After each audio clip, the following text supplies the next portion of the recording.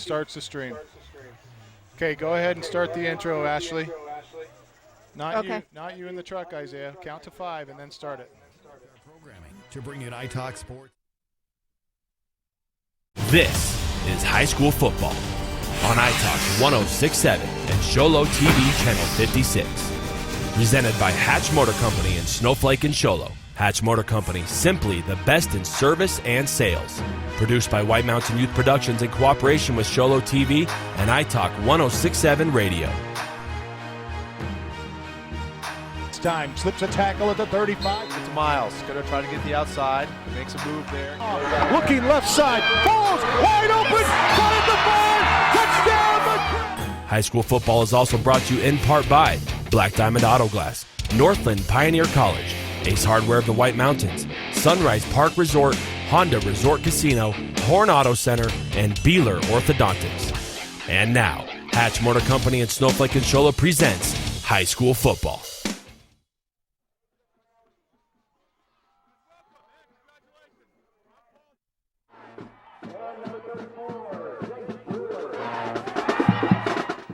Good evening and welcome to Blue Ridge High School. Camden Smith, Mike Side with Punt, Cooley. This is high school football presented by Hatch Motor Company on iTalk 1067 and worldwide on iTalk1067.com. We go downstairs and I believe we have audio. We're going to go downstairs and get the coin toss here. Looks like the Cougars are going to receive to start things off. It's time now for our Ace Hardware keys to the game, brought to you by the Ace Hardware of the White Mountains, now with a 24/7 locksmith. Locked out of your car, locked out of your home, need a key made 24/7. Their locksmith will come to you. Their mobile unit will come to you at the Ace Hardware in Pine Top, Sholo, and Heber Overguard. Give them a call. The Ace Hardware of the White Mountains. Punt. A lot of great players on both of these teams, but some standouts that'll need to have good games tonight. Well, you know, when we look at the visiting Sholo Cougars, undefeated in the season so far, 7-0, you know, a lot of their success this year is attributable to their quarterback, Rhett Reisdorf, who's been throwing the ball really well this year. And he's certainly the key for them getting going offensively. Another big player for Sholo, number 32, Willie Wyatt, who's been injured last couple of games, has been sitting out with the hyperextended elbow, but he suited up tonight and will come back into action. Not only a big player on the offensive side of the field, but huge defensively as well for the Cougars.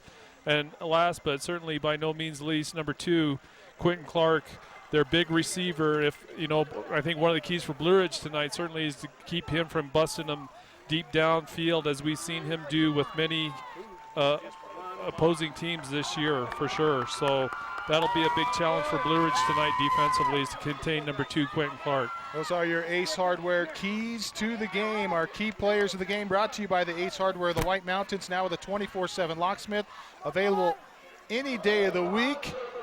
And you can contact them. Their mobile unit will come to you. Locked out of your car, need a key made, contact the Ace Hardware of the White Mountains in Pine Top, Sholo, and Heber Overguard. We're set for the kickoff here from Blue Ridge High School, where the Yellow Jackets, who come into this contest with a 5-2 record, face the undefeated Sholo Cougars, who are 7-0.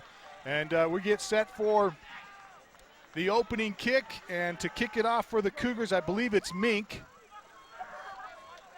Seattle Mink at the 40-yard line will get set to tee it up here. Actually, I think that's Luis Rosales. Oh, it's Rosales on the kickoff. You're right, Punt. So Rosales set to put boot into it. Wyatt and Clark back to receive for the Cougars. And Wyatt receives it at the 15 to the 20, 25 up the middle to the 30, 35. Hit at the 40 and drags tacklers with him to the 44-yard line. How about that? Big return there for Willie Wyatt to start things off for the Cougars. You can see the Blue Ridge defenders in on that gang tackle trying to strip the ball, but no such luck here to start the game. Well, the Sholo Cougars come in to this contest with one of the best offenses in the state of Arizona, Punt. The Jackets are no strangers to facing good offenses, but they're going to have to pull out a bag of tricks tonight if they want to stop the Sholo Cougars, and we'll see what the Cougars have for him here. Reisdorf from the gun, Sets 3 wide receivers, hands to Wyatt straight ahead. He's hit at the line of scrimmage, bounces off a tackle, drags a tackler with him. I believe Rosales hung onto his leg as Wyatt was able to get about 4 yards.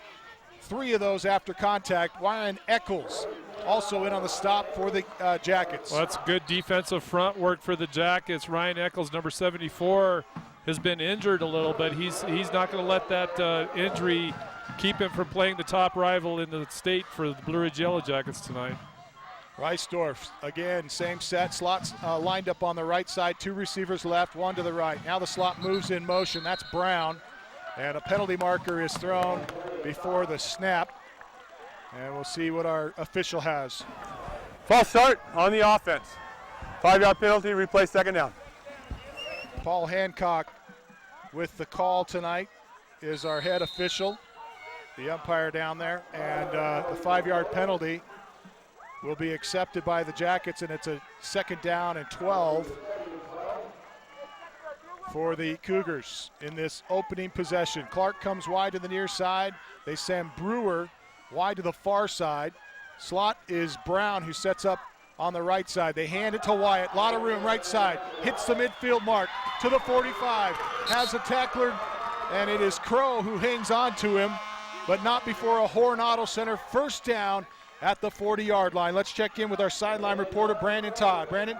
Hey, after that good run by Wyatt right there, I talked to him before the game. He's been sitting out the past couple of weeks, and that's one man who does not like to be on the field. I asked him, I said, how you feeling? He goes, man, I'm doing good.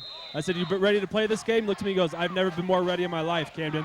All right, thanks, Brandon, as the Cougars get their first down of the night and send Mason Fagoti and Brewer wide to the left, hand to Wyatt again, has room, 45 or 40, 35, knocked out of bounds near the 28-yard line. Lane Penrod gave him a little push after the play, and Wyatt took exception. Wilkening was the first one there for the Jackets. Well, they've got Spencer Wilkening lining up in a safety position, in effect, and double teaming. It appears that Blue Ridge coming out in their defensive set, double teaming number 2, Clark, recognizing the threat he can pose, but Sholo taking advantage of that with those handoffs outside to Willie Wyatt, able to knock off a couple of big gains. Same set. This time Brown lines up on the slot on the left side, and they hand to Wyatt on the option again, and this time Wyatt has about 5 yards to the 21-yard line. Lane Penrod upends him for the Jackets, but the Sholo Cougars have been on the move, and that is Eccles with the stop for the Yellow Jackets. I want to remind you that tonight's contest is brought to you in part by Brown and Russo Insurance for all of your property and casualty needs, whether it's your home, auto, or your business needs. Contact Brown and Russo in Sholo. And give to Wyatt again, and Wyatt is going to be hit hard by Johnson, and Johnson's going to come out of the lineup. He looks like he's shaken up on the play. Well, after the big hit on Wyatt. Sorry, Camden. Tristan Johnson coming up from a safety position really hard and fast, which you have to do against Willie Wyatt. Goes low, and in the process, looked like Willie may have kneed him a little in the head. They're checking him now on the sideline. He's up, moving around is Tristan Johnson, but clearly that big hit, not a comfortable doesn't leave a comfortable mark on your body with a big back like Willie Wyatt. 3rd and 3 from the Jacket 23-yard line, long snap count. Reisdorf now changing it up. Wyatt flanks him to his left, and a penalty marker is thrown here, and a delay of game, I believe, will be the call. Delay of game on the offense. 5-yard penalty, replay 3rd down. And Paul Hancock with the call there, and a 5-yard penalty gives the Cougars a bit of a hole to work out of here on 3rd down. Instead of 3rd and 3, it's going to be 3rd and 8. Clark is the near side. Reisdorf from the gun. Rolls to his left, looks downfield, now fires to the left side, has a man, it's Fagoti, and he's got a 1st down as he's knocked out of bounds inside the 20 at about the 18. Rosales on the tackle for the Jackets, but a Horn Auto Center 1st down for the Show Low Cougars. We want to say special thanks again to Brown & Russo Insurance for all your insurance needs, auto, home, or business. Visit the nearest Brown & Russo Insurance agency with 4 locations in Show Low, Pine Top, Springerville, or Tempe. Cougars break huddle. They send Clark, the lone receiver, here to the near side. Double set to the left side with Brown in motion across the formation from left to right. Give it to Wyatt. Wyatt going to be hit by Johnson. He gets out of that tackle and gets over the 10-yard line. And he'll be, they say, had a knee down at the 10. And again, you know, that's the price Blue Ridge is paying right now with that double coverage out on the spread with Quentin Clark spreading out. They've got a corner and a safety on him, and Wyatt's finding a lot of space out on off tackle and doing a good job of running the ball here early in the first possession for the Show Low Cougars. Fagoti and Brewer wide left, Clark wide to the right, Brown in the slot on the left side. Reisdorf hands to Wyatt straight ahead, Emoto on the carry. Emoto bangs his way inside the 10, will be knocked down at the 7-yard line. Close to a Horn Auto Center first down. They give it to him. Nick Baker on the stop for the Jackets. It'll be first and goal inside the 10 for the Cougars. And Show Low, surprisingly, just the one pass so far in this first possession. A great timing pass between Reisdorf and his receiver out on that flat. But Show Low so far doing an effective job of running the football. Chris Emoto is the back now, and they give to Emoto. He spins out of a tackle, slips another one, gets to the 5, will be knocked down at the 4-yard line. Colton Penrod in on that stop, along with Spencer Wilkening, and I think we also saw Vince Friot in on the stop as well. Second and goal from inside the 5. And the Jackets showing the jumbo package with 3 backs in the backfield. Give to Brown. Brown lowers his shoulder and fights his way into the end zone and scores it. Well, that's just great line surge there by the Show Low Cougars, opening a big hole on that right side. And Brown really not even getting in touch till he gets into that second level and across the goal line. So just great offensive line work by the Show Low Cougars on that play for the first touchdown of the game. 7:03 left to play here in the first, and the Cougars strike first on their opening drive. Had a bit of a short field, and they come up with the Black Diamond Auto Glass touchdown. And Black Diamond Auto Glass reminds you they're the home of the free chip repair. The extra point is good, and with 7:03 remaining in the first, the Show Low Cougars are up 7-0. We'll step away. This is Hatch Motor Company's presentation of high school football on iTalk 106.7 and worldwide on iTalk1067.com. Beeler has been providing family-friendly orthodontics in Show Low and the entire White Mountains since 2006. If you need braces, stop in and see the friendly folks at Beeler Orthodontics and meet their professional staff. Dr. Beeler and his team have the latest in orthodontics technology, and they work with each patient individually to custom tailor the most effective treatment plan for the best results. Beeler Orthodontics is a proud sponsor of high school sports. Beeler Orthodontics, live to smile, love your smile.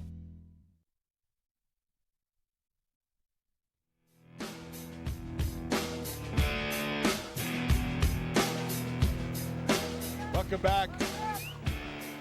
We're live at Blue Ridge High School, and it's the Cougars on top in the showdown in the Pines. It's the Show Low Cougars up 7-0 early here with 7:03 left to play in the first quarter.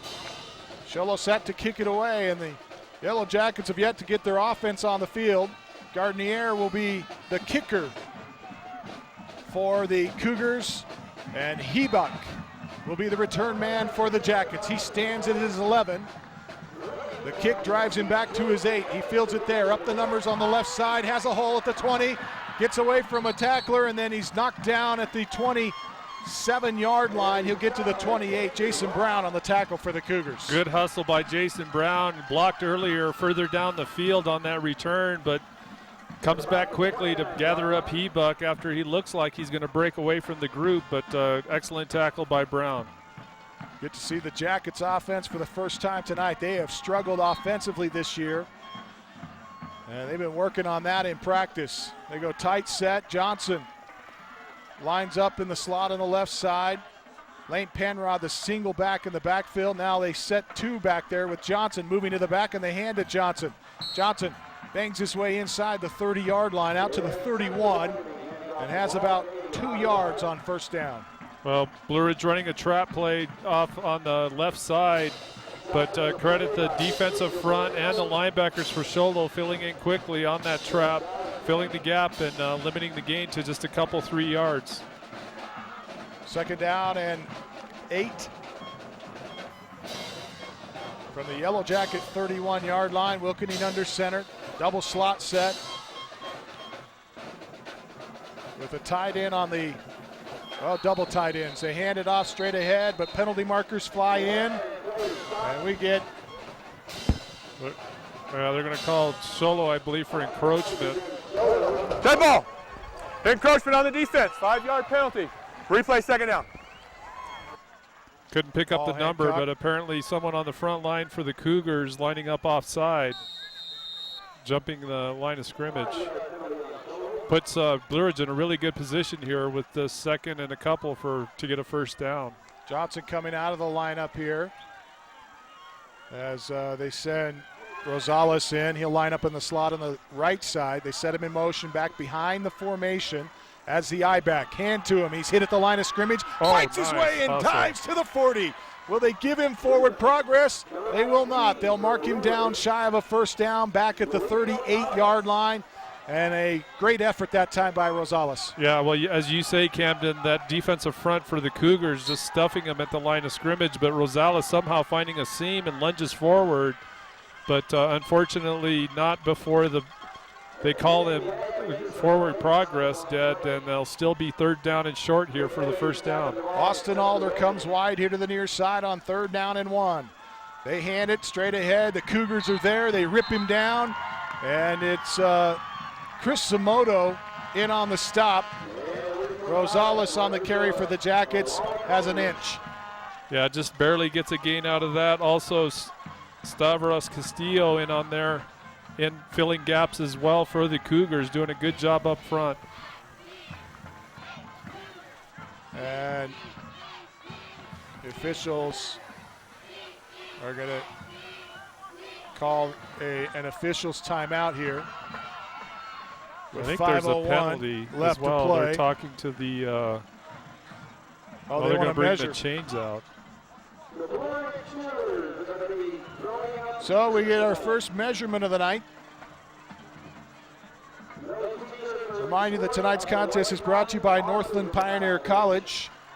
When it's time to measure your future, you might want to consider NPC, Northland Pioneer College, home of the lowest tuition in Arizona.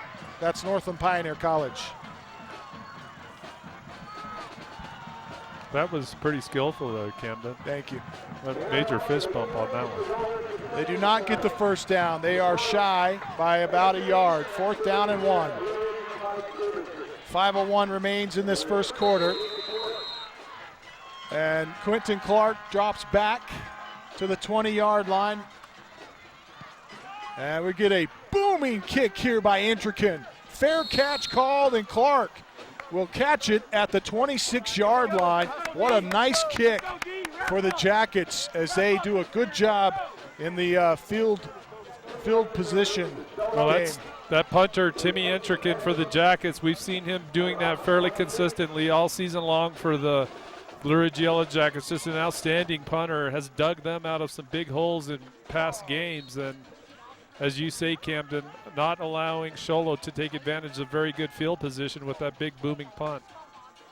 That was a great kick and puts the Cougars back to their 26, call it their 27. 2 receivers to the left, 1 to the right. Reisdorf fakes the handoff, throws to the right on a wide receiver screen. It is caught by Brewer. He moves ahead to the 30-yard line and will be upended there. I believe it was Colton Penrod in on the stop for the Jackets. Also in the vicinity, Blaine Hebuck on the tackle. It'll be 2nd down and 7 after the 3-yard gain. Clark comes near side. They sent 2 receivers to the left. Slot right side of the formation. Reisdorf in the gun. Single back in the backfield. They hand it off. And Coy London knifes in and gets the tackle along with Eccles. And it was Wyatt on the carry. He'll lose a couple. Outstanding play by Coy London. Sees the guard pulling and just shoots the gap to follow his hip and leads him right to Willie Wyatt. Does a great job of just tackling him up in the backfield for a bit of a loss there. Just outstanding linebacker play by Coy London. I believe it's Fagoti and Brewer to the left. Clark here to the near side. Reisdorf on 3rd down and 9. Rolling to his left, throws left, and it is incomplete at the 40-yard line, intended for Brewer. Hebuck in on the coverage there, and the Cougars with their first 4th down of the night, and we'll see if they punt it. They don't always do what you think they're going to do. That's great coverage by Blue Ridge, forcing Rhett Reisdorf really putting the pass the only place he could, which was outside and low, hoping the receiver could dive down and get it. But credit the coverage there by Hebuck, just outstanding for the Jackets. Hebuck backs up to receive this. Reisdorf is going to quick kick it, and he hits a wobbly kick that's high but short. It hit Johnson, but Hebuck covers it at the 40-yard line for the Jackets. Yeah, the Jackets fortunate there. Tristan Johnson dropping back blocking for Hebuck, couldn't see the ball, and it looked like it did clip him on the way down, but Hebuck smartly coming in quick to gather up that loose ball. Smart play by Blaine Hebuck. 3 minutes, 22 seconds left to play here in the first quarter. The Cougars lead it 7-0 and are turned away on their second possession, and the Jackets will get their second offensive possession here from their 40-yard line. A short field for the first time tonight for the Jackets. We got double slots, double tight ends. Again, with Wilkening under center and a single back behind him. On first down from the Yellow Jacket 40-yard line. Takes the snap, fakes it to Penrod, and tries to keep, and he moves it straight up the field. I don't know if it was intended. I think he was trying to hand it off to Penrod. Well, it looked ugly regardless. You know, Cholo just up front defensively doing a great job of penetrating those gaps, eating up that Blue Ridge offensive line for the moment at least. And Spencer Wilkening, after missing that handoff, just tried to do what he could just to get back to the line of scrimmage. Second down and 10 for the Yellow Jackets. And Wilkening did do a good job of getting back to the line of scrimmage. High tandem in the backfield behind Wilkening. Slot to the right side this time, comes in motion across the formation from right to left, and we get a marker thrown. Dead ball. Delay a game on the offense. 5-yard penalty, replay second down. So it's not getting any easier for the Jackets. Well, you know, these penalties certainly aren't helping them any. You talked about their offensive trials this year as a team, just not able to generate the running game and the yardage and the points that we're used to seeing from Blue Ridge, at least in years past. So, you know, it's a struggle. And then to add turnovers, penalties, and other mistakes, it certainly doesn't make it easier for them. Wide receiver to the far side of the set. I believe Rosales is the slot on the right side. Wilkening sets Rosales in motion across the formation from right to left. Wilkening from the gun, fires left side, and it is picked off at the 49-yard line by Mason Fagoti, and the Sholo Cougars may have gotten their first turnover of the night, but there's a penalty marker down. Well, that pass was over, I think, the intended receiver, Rosales, from what I could tell at least. Thrown over his head, but Fagoti puts a nice play on it, able to gather it in. It does look like this penalty will go against Blue Ridge.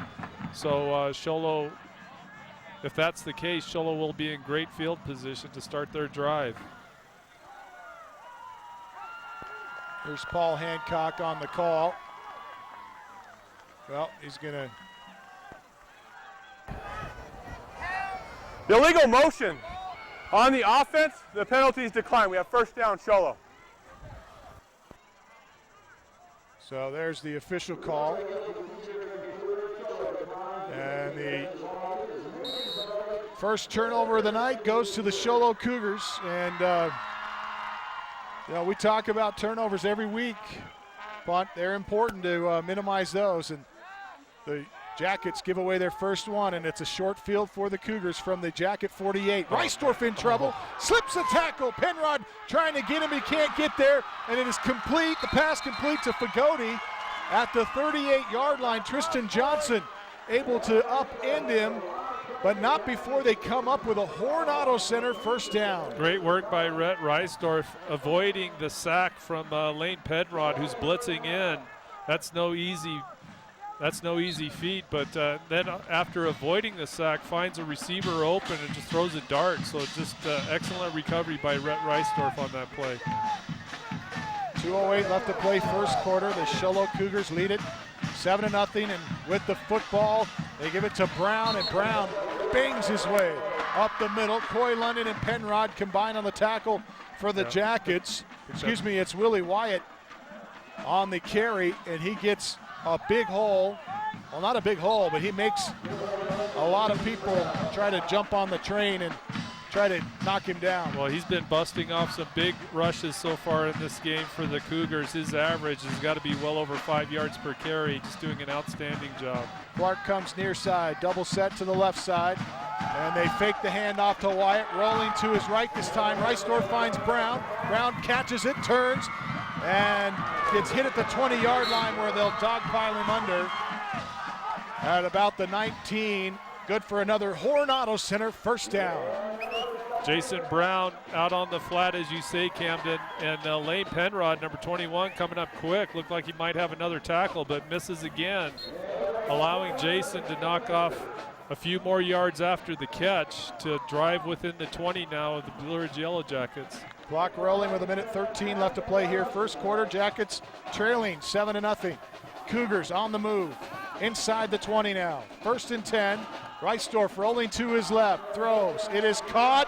Fillingham knocked out of bounds at the 13 by Tristan Johnson, and he lost his helmet. He'll have to come out of the game. But a great pitch and catch there as the Cougars really getting their offense moving. Just knocking off big chunks are the Cougars on their first down plays so far, doing a great job of putting themselves in great position with their second downs. Now just outside the 10-yard line of the Blue Ridge Yellow Jackets at about the 12. Under a minute to play now in this first quarter. 2nd down and 2 from the 12. Reisdorf in the gun. Clark, the near sideline, is the receiver. They throw to Clark. Catches it at the 9, turns, tries to stiff arm a player. He gets knocked down at the 5. Lane Penrod comes in to finish him after Wilkening grabbed him around the legs. But it will put another first down on the board for Show Low with that reception. Great tackle, open field by Spencer Wilkening with a follow-up from Lane Penrod. But Show Low continuing to drive here down on the 5 of Blue Ridge. Full house backfield and a double tight set. They give to Brown. He hurdles a player and gets to the 3-yard line. Need to mention that the Cougars picked up another Horn Center first down. Brown showing some athleticism that time. And now they're going to call timeout. Timeout. Coach Reisdorf with 25 First seconds timeout. left here in this first quarter, electing to take the timeout here.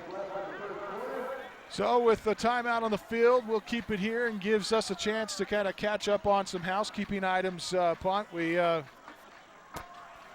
of got rushed through our pregame with a few hiccups that we had here tonight.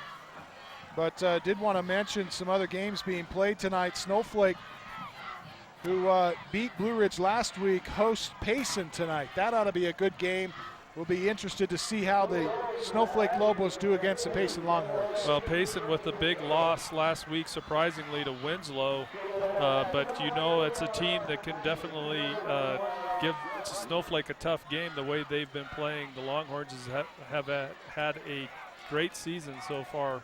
I'll just say is at Window Rock, St. John's at Holbrook, and Round Valley tonight at Valley Christian. After the timeout, the Show Low Cougars, with 25 seconds left in this first quarter, up by a touchdown. Line up with an unbalanced line to the right side on second down and goal from the 4. Full house backfield, and they give to Brown, the eye back, and Brown hit at the line of scrimmage. Coy London and Wilkening combine on the stop there for the Jackets after Brown gets a yard. Well, as our spotter Mike Caldwell noticed, they load that line up on the right side. Blue Ridge adjusting defensively, moving linebackers over. And as you say, Camden, credit Wilkening coming up quick along with Coy London. You know, Jason Brown's a big back, and to be able to limit him to that short yardage is quite a feat for that Blue Ridge Jackets defense. That'll be the last play of the first quarter. We'll step away with the scoreboard reading. Yellow Jackets trailing here tonight on their home field, 7-0 to the Show Low Cougars. We'll step away. This is Hatch Motor Company's presentation of high school football on iTalk 106.7 and on the web at iTalk1067.com. There's no better time to visit Horn Auto Center. Check out the all-new Chevy Silverado. Voted 2014 North American Truck of the Year. Strong for all the roads ahead. Or find new roads with the all-new Corvette Stingray. Voted the 2014 North American Car of the Year. Visit Horn Auto Center on the Deuce of Clubs in Show Low across from Safeway and at hornauto.com. You're at home with Horn since 1991.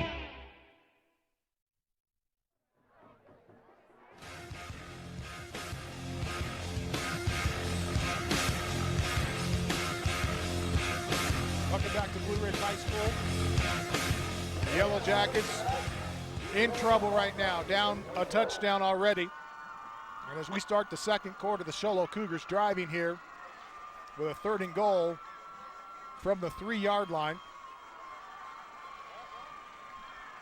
Reminder, this is Hatch Motor Company's presentation of high school football on iTalk 106.7, KNKI Pine Top, a Kopanicki communication station.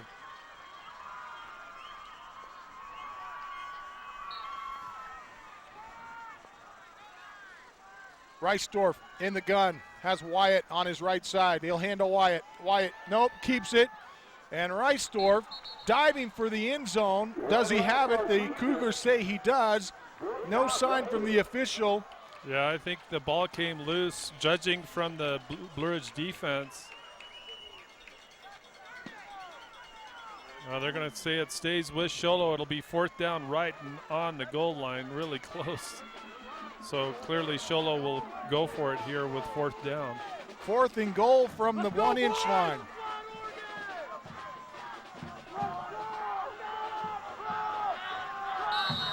And I don't know if it can be any closer than that. At least from our vantage point. They go with the jumbo package, give to Brown. Brown dives in the end zone. And the Show Low Cougars go up by 2 touchdowns. And again, Show Low going to that heavy right set. You know, they load up on that right side and just line up Jason Brown behind that big front line. Able to punch it in for the 2nd touchdown tonight for the Show Low Cougars.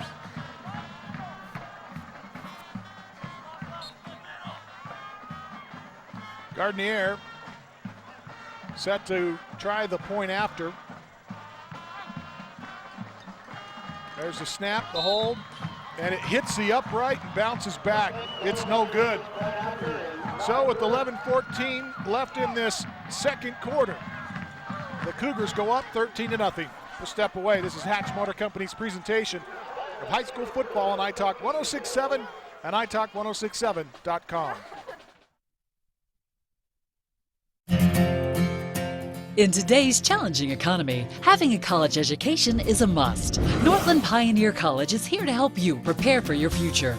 NPC is committed to providing you with the highest quality education with the lowest tuition cost in the state.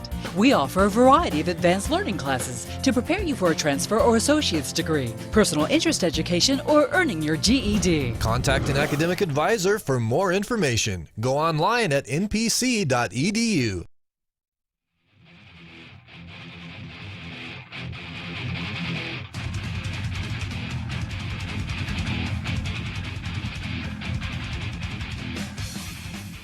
Welcome back to Blue Ridge High School. The Show Low Cougars with a 13-0 lead. And set to put foot into another Northland Pioneer College kickoff here. Gardenier with the kick. Johnson going to field it, the up back at the 22-yard line. Slips a tackle, gets to the 25, weaving through the traffic, gets out to the outside, up the far sideline. Jace Brewer finally tackles him. Just shy of midfield. How about that return, Punt? Well, excellent return by Tristan Johnson after catching the ball. Really patient, just waiting for his blockers to line up. Finds that seam out on that left side. Goes right down the sideline, and had it not been for Brewer and then the kicker gathering up, Tristan would have had a long run down that sideline. I want to remind you tonight's contest brought to you in part by Black Diamond Auto Glass. Best in auto glass repair and home of the free chip repair, Black Diamond Auto Glass. Johnson bounces off a tackle, has some room, has a first down and more. Nice. Out to the 40-yard line, knocked down at the 38. It's a Horn Auto Center first down. Quentin Clark finally makes the tackle on Johnson. Great effort by Tristan Johnson, busting through tackles from Brewer and Fagoti after leaving the line of scrimmage with a good burst of speed. So just a great effort by Tristan Johnson on that run. So we get a look at Tristan Johnson here on the sideline. Nice work by our camera crew. And Wilkeneen going to take the handoff. Excuse me, Hebuck takes the handoff and gets across the 40 out to the 38-yard line. Willie Wyatt on the stop for the Cougars. Well, both inside linebackers that play for the Cougars up filling gaps. Wyatt and Brown both. Wyatt down around the ankles and limiting the gain of Hebuck to just a yard, maybe two. Yellow Jackets trailing by 2 touchdowns here so far. They show a double set in the backfield. Wilkeneen hands it off straight ahead. Off tackle right side. Rosales trying to bounce his way off a tackler. Not much there. Well, the timing just not really good on that play for Blue Ridge.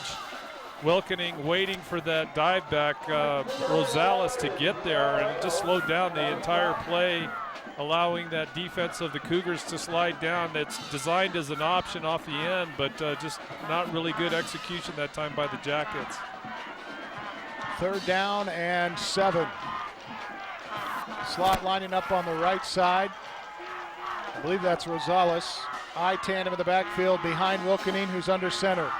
Fake to Hebuck, roll to his left, throws to Penrod, and it's incomplete. Had a couple receivers out there on that far side, and one of them was Penrod. I'm not sure.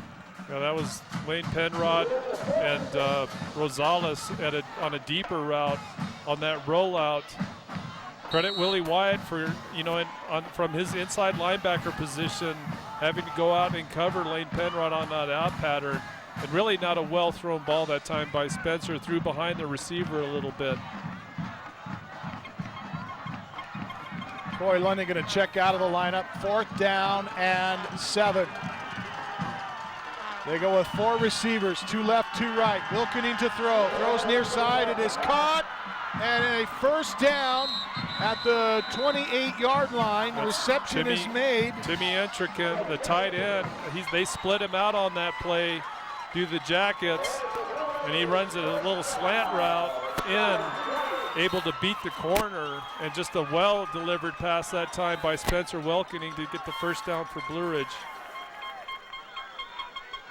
So Entrican gets the Horn Auto Center first down.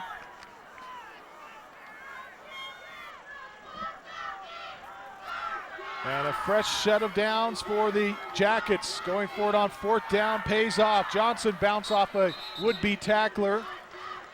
And Jason Brown was the first one to hit him. Emoto falls on him at the 27. Well, Jason Brown again shooting gaps and able to gather up the feet of Tristan Johnson. But a good spin move by Johnson just to gain that extra yard, maybe 2, which otherwise would have been stuffed at the line of scrimmage. 2nd down and 9 with 8 minutes and 27 seconds. Clock moving here. Jackets down by 2 touchdowns, trailing 13-0. As we take a look at the Black Diamond Auto Glass scoreboard. And give to Johnson. Johnson hit at the 30-yard line. He'll lose about 2 yards here as Angel Moreno comes in and hits him in the backfield. Great job by Moreno. The I believe he's playing nose guard tonight for the Cougars, just blows up that line of scrimmage, and that play had no chance from the get-go.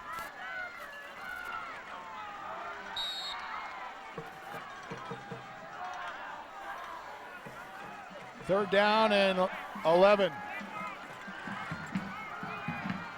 Slot to the right. Two backs in the backfield. Play action. Wilkening rolling left. Throws.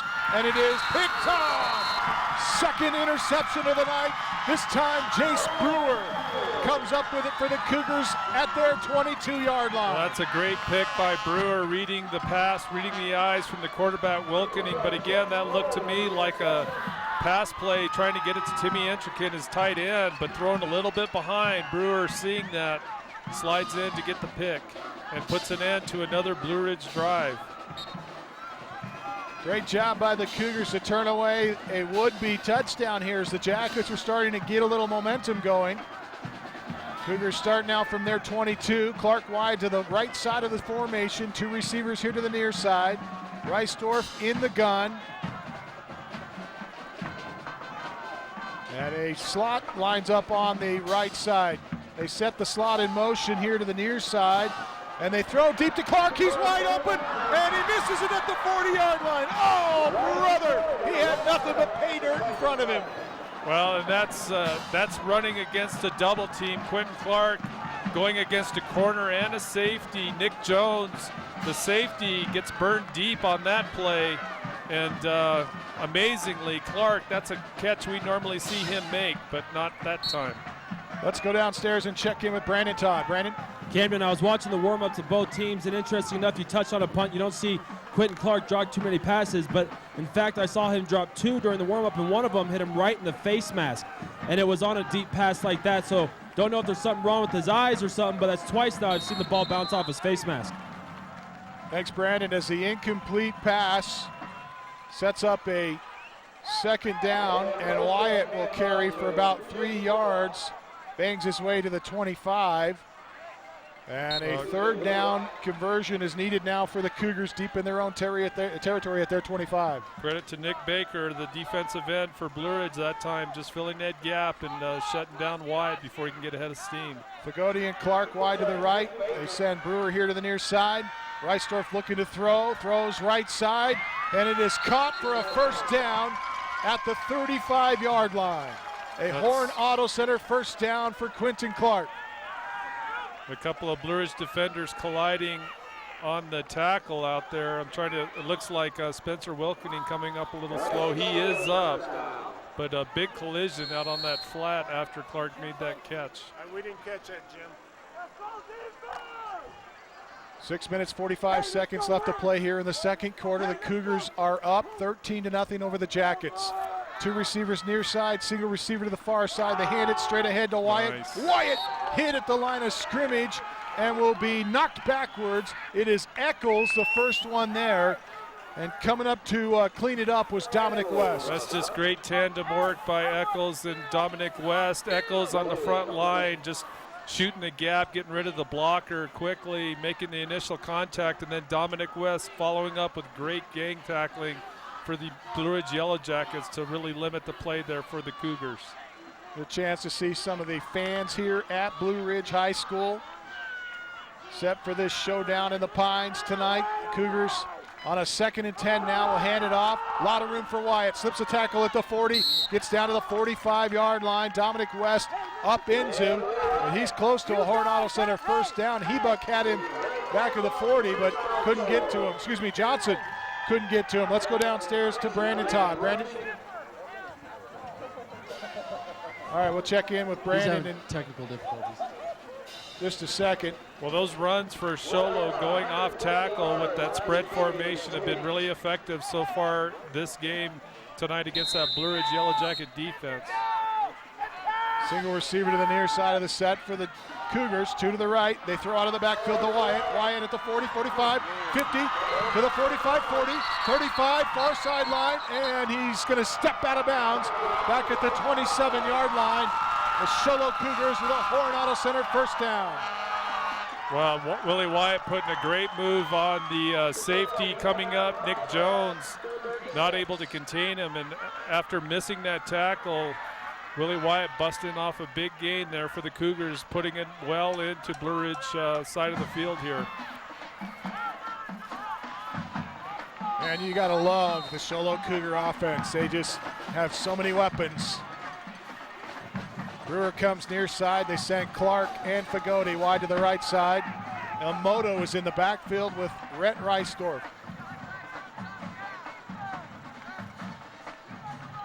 Set a man in motion, that's Fillingham. Give to Elmoto. Elmoto hit at the line of scrimmage. Crow and Eccles on the stop for the Jackets. A gain of a couple to the 34. Well, a little bit of mix-up on that Blue Ridge Yellow Jacket defense. They had his corner or linebacker come out with a corner on the split out. They make the adjustment before the snap, and good thing they did, because with that linebacker moving back in, he's able to get in on the tackle early for the Jackets. John Crow, number 33. Clark and Fagoti to the right side of the set. Nick Reedhead near side. Reisdorf to throw on 2nd and 8, and Clark is wide open in the end zone. Caught for the touchdown. It is not Clark. It's Fagoti on the reception. He was so far behind the defenders, somebody missed an assignment. That's a blown coverage by the Jackets. Sholo running a wheel route. They bring Quentin Clark in on a post pattern. Fagoti goes out on the wheel, and he's wide open down the sideline. Blow coverage by the safeties. It's a black diamond auto glass. Sholo, their second timeout of the half. Sholo calling a timeout here. Let's go downstairs and check in with Brandon Todd. Brandon? Hey, just to touch on what you said, Punt, I don't know if it was so much as a blown coverage, but in Quentin Clark's route, he kind of ran a little bit of a screen. I don't know what the rule is behind that, but you're right. He ran the post route, but then he screened Fagoti's defender, and that's what left Fagoti so wide open in the end zone. Thanks, Brandon. And so much attention has to be paid to with Quentin Clark that you got to love to be a receiver on this Cougar team, because you get a lot of opportunities. Well, you know, Coach Reisdorf is no dummy. I mean, he's certainly, with his offensive guys up here in the booth, are recognizing those coverages. They're double teaming Clark for the most part, and he's finding opportunities to get other guys open. So great coaching, great play calling, and Rhett Reisdorf, you got to credit him. He sees that receiver running down the sideline and just throws a perfect pass right into his arms in the end zone. Well, a couple of weeks ago, Coach Reisdorf talked to us about how he wants to win this game, and right now he's doing everything he can to do so. Up 3 touchdowns and going for 2 here after a missed point after try back in the first quarter. Here's the snap, handed off to Brown. No, play action. Reisdorf rolling right, throws, and it is incomplete. Johnson on a great job, doing a great job that time to knock it away. I believe it was Clark there on the far side.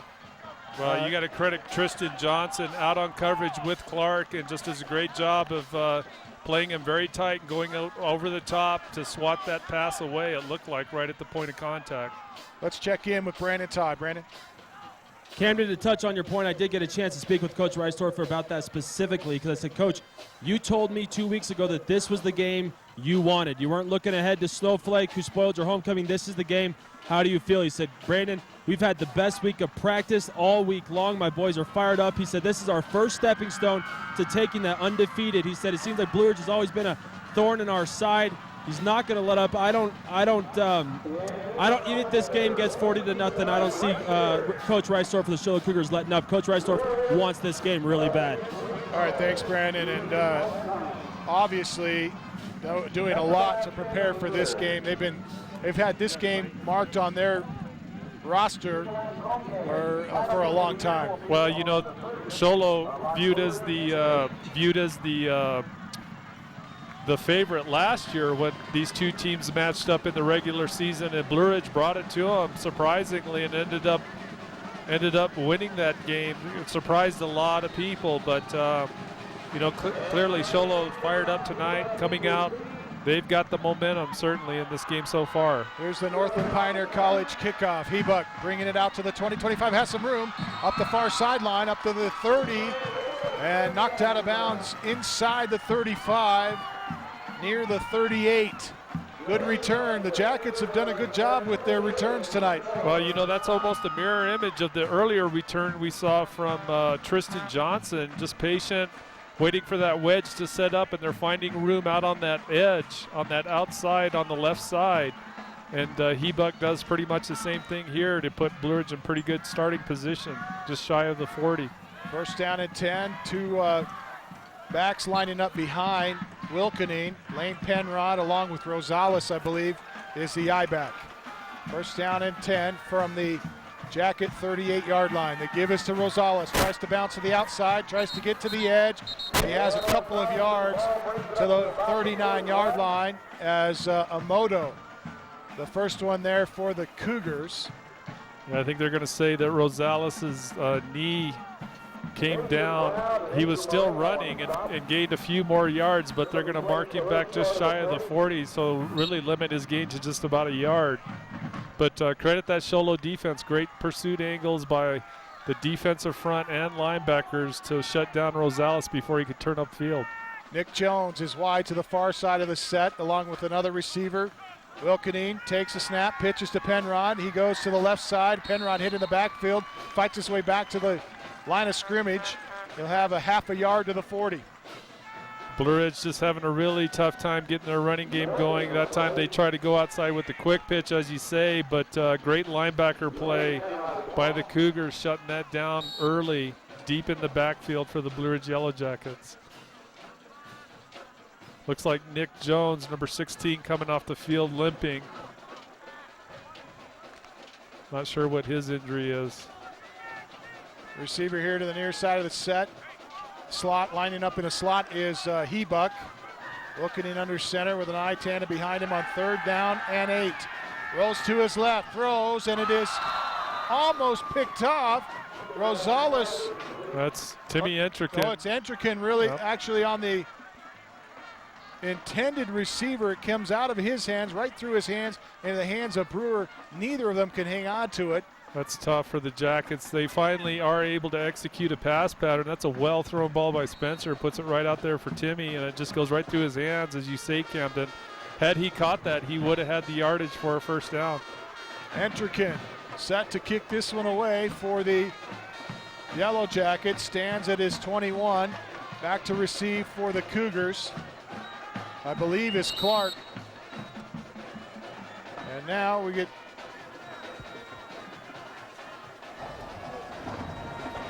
timeout. Blue Ridge.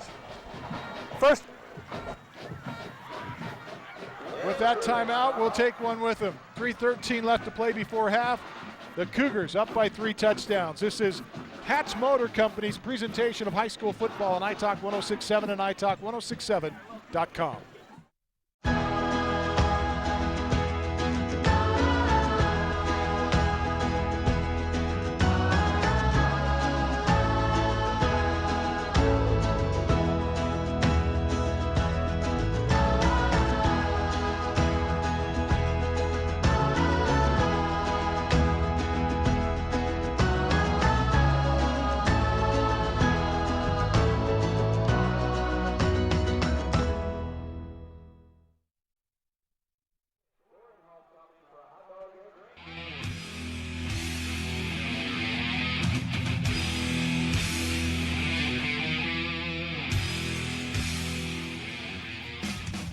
Cougars up 19-0 with 3:13 left to play before half. And on fourth down, Jackets after the timeout forced the punt from their 26-yard line. Entrican gets an end-over-end punt fielded by Clark at the 24. And a penalty marker comes in. Clark picks his way through traffic to the 40, and we knocked down at the 48-yard line.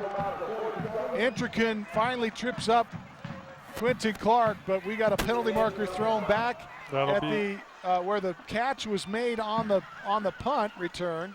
Sorry, Captain. That'll be a block in the back from Sholo. We could see it right after Clark caught the punt and started to make his move. So that'll bring everything back. Illegal block in the back on the return. 10-yard penalty from the spot of the foul. First down. So the Cougars going to have, instead of short field, they will have their longest field of the night. This is their worst field position of the night, starting from their own 18. Call it their 19. And so they'll break huddle and send Fagoti and Clark wide to the right side of the set. Brewer coming here to the near side. And Brown, Jason Brown, sets up at the slot on the left side. Reisdorf with Wyatt flanking him on his left. They fake to Wyatt, play action, Reisdorf to throw. Throws to Wyatt out of the backfield, out to the 20, has room to the 25. Trip, no, gets away from a tackle at the 30, and it'll be knocked down at the 40-yard line. Wyatt with a Horn Auto Center first down for the Cougars. Well, and Sholo with their wideouts on that side running that same wheel route that they were able to score on earlier. This time, though, sending Willie Wyatt out for the screen play. So a great play calling by Coach Reisdorf to get this offense going. Jackets want a timeout. We'll take another one with them with 2:49 to play before half. Cougars up 19-0. This is Hatch Motor Company's presentation of high school football on iTalk 106.7 and iTalk1067.com.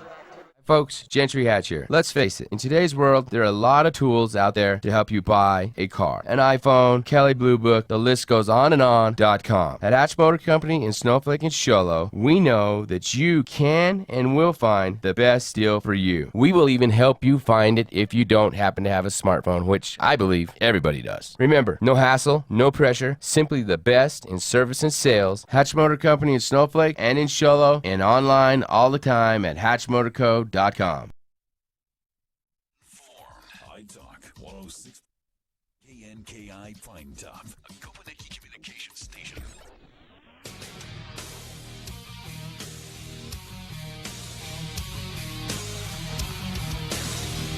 Well, it was billed to be an exciting game, but it has been so far with the Cougars up 19-0. Unless you're a Jacket fan, Jackets aren't real excited right now, down 3 touchdowns. Well, and more importantly, having a really tough time getting their offense going are the Jackets. After the timeout on 1st and 10, and we get penalty markers thrown again. Dead ball. False start on the offense. 5-yard penalty. First down. They're going to call that on Jace Brewer, 34, the split out, leaving a little early. So instead of 2nd and 10, it's 2nd and 15. Same set for the Cougars. Receiver right, 2 to the left. Brown in the slot on the right side. Play action. Reisdorf throwing to Brown. Brown cannot come up with it. He threw it just a little behind him. And with the zip on the ball, Brown couldn't catch it. Yeah, with the velocity, as you say, Camden, maybe with a little bit more touch, Jason may have had a chance, but he's trying to pick that pass up off his back shoulder as he's running. That's a really difficult catch to make.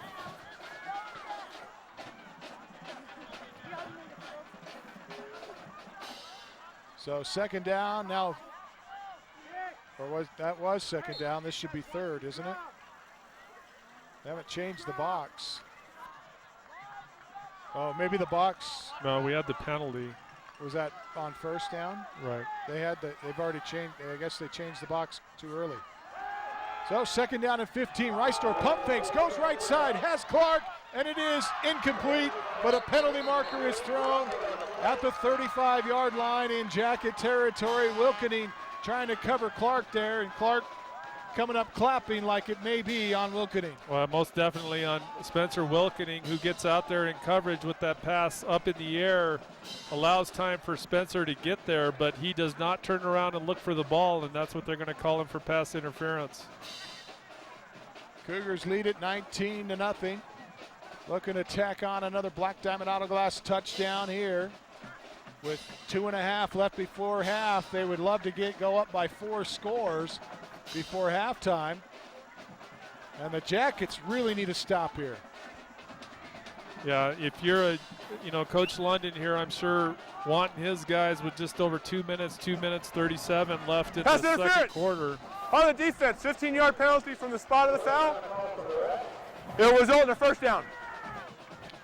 You really want to avoid, the Jackets really want to avoid, if they can at all, allowing Sholo to put more points on the board before they go into halftime.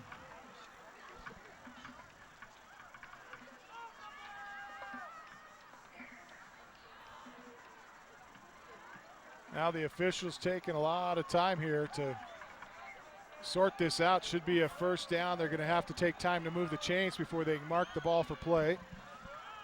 Yeah, their chain crew's all messed up. It's a Horn Auto Center first down for the Cougars. Now with 2 minutes, 37 seconds remaining before half, the Cougars are up 19-0. And on the move, after the pass interference, they've got the football at the midfield stripe. Reisdorf looking to throw again, sets up a screen, hits it off the head of Wyatt, and ball was up in the air for grabs for a moment. Eccles trying to dive for it, couldn't come up with it. Well, you got to credit that whole play. John Crow, 33, the corner. It's a corner blitz from Blue Ridge this time, forcing Reisdorf to ditch that pass a little sooner than he'd probably like to, and he caught Wyatt.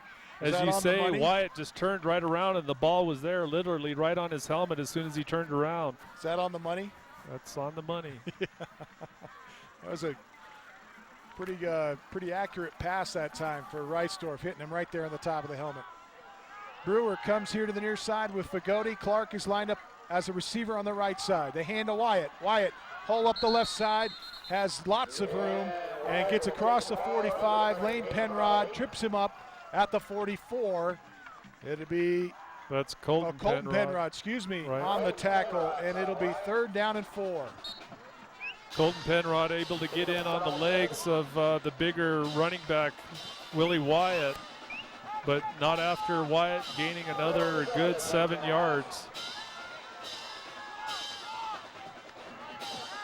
Under 2 minutes to play now in the half. They hand to Wyatt again. Wyatt with a first down, tripped up at the 39, falls forward to the 45. Penrod stops him, but not before he gets a Horn Auto Center first down. They'll mark him back at the 37.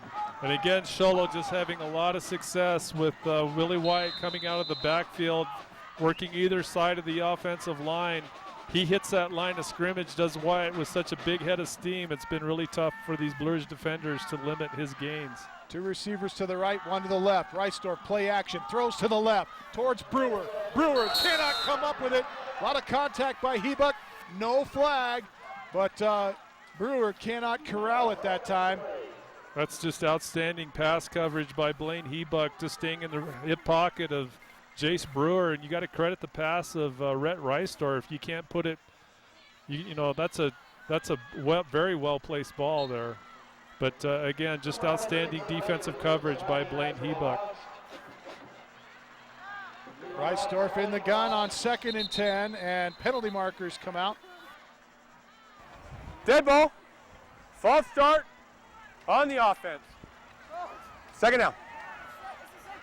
Boy, a lot of penalties tonight, you know, for Sholo. I think that's their 6th penalty. A lot of just motion calls, and, you know, I'm not sure if they're maybe working with some different sets than what they're used to, but a lot of penalties, more than we're used to seeing from Sholo. Minute 34 to play, 2nd down and 15, minute 34 in the half. And pass intended for Clark, but it's way over his reach and way out of bounds. And those are timing routes, both splits on that right side going deep, hitch routes.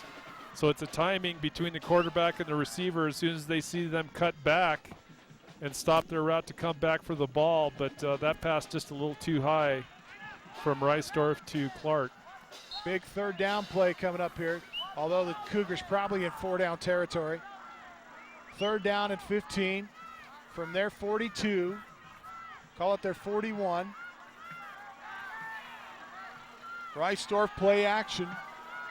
Sends out 3 receivers, goes deep right side. It is Clark, and Clark can't hang on to it. Yeah, there's some contact out there between Clark and Wilkening. Wilkening again on the coverage, right with Clark, and looked, you know, there's contact between both of them, but it looked like Clark may have gotten a little shove there before the ball got there, but no call, no flag. So they'll bring it back. It'll be 4th down here for Sholo. Yeah, we'll find out for sure if they're in 4-down territory. They are. And again, Sholo trying to put points on the board again before halftime here. Clock stopped with 1:21 left. They need a first down, though. 4th down and 14. Looking to throw deep, down the middle, Clark, no good. Nice. It's tipped away at the last second by Tristan Johnson. Well, and Luis Rosales also coming across to punch that ball that's dropping into the receiver, Quentin Clark, who has the height advantage over all those guys out there. Just outstanding pass coverage by the Jackets there. Well, now, with 1:14 left, we're going to see if the Jackets have improved their passing game. See if they can get points. That changes this game completely if the Jackets are able to score here before halftime. Well, that's a small victory for the Jackets in this game. You know, they've got a goose egg so far offensively, but to limit Sholo and prevent them from putting points on, that's big. Johnson in motion, crosses the formation from right to left. They throw towards him, but the ball is batted down. That's the outside linebacker, number 50, I believe. That's Jacob, or no, that's Jamie Webb. Yeah, doing a good job coming in high, long. You know, he's got those big, long arms and able to bat that pass down. That was a big play there for the Cougars because Johnson had some room to run if he had completed that pass. Well, so Jamie Webb doing an excellent job. Jamie Webb, 6'3", one of the taller kids out there, so that long, tall frame playing dividends on that play for sure. Entrican wide to the left side. They set Johnson in motion with two receivers here to the near side, but we get a marker down and stoppage in play. Looks like a penalty against Blue Ridge here. Dead ball. False start on the offense. Let's go down and check in with Brandon Todd. Brandon? Thanks, Camden. After that long pass on 4th down to Quentin Clark, he was trying to come out of the game. Coaches telling him to, in choice words, get your butt back out in the field. We need you. So keep an eye on Clark. Doesn't look to be injured, but maybe knock the wind out of him on that last play. They send 4 receivers out and in trouble. Wilkeny going to try to run. He's going to be sacked in the backfield. Moreno, Savos Castillo, and Dallin Tinney in on the stop for the Cougars. Moreno coming up limping for the Cougars. He's going to get himself back to the sideline, but as soon as he gets there, he's going to drop down to his knees. So I'm not sure what happened there, but Angel Moreno coming off the field injured after that play. Sholo thinks they're going to get this ball back here with 52 seconds remaining on 3rd down. They call a timeout.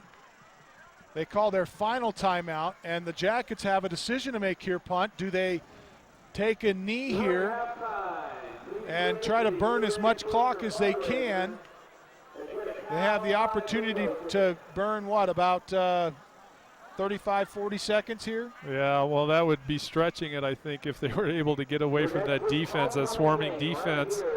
Another thing they could do here on 3rd down is do a pooch kick and punt the ball and try to give Sholo a much longer field with just 50 seconds left or so, less than 50 seconds. So it'll be interesting to see what the Jackets decide to do.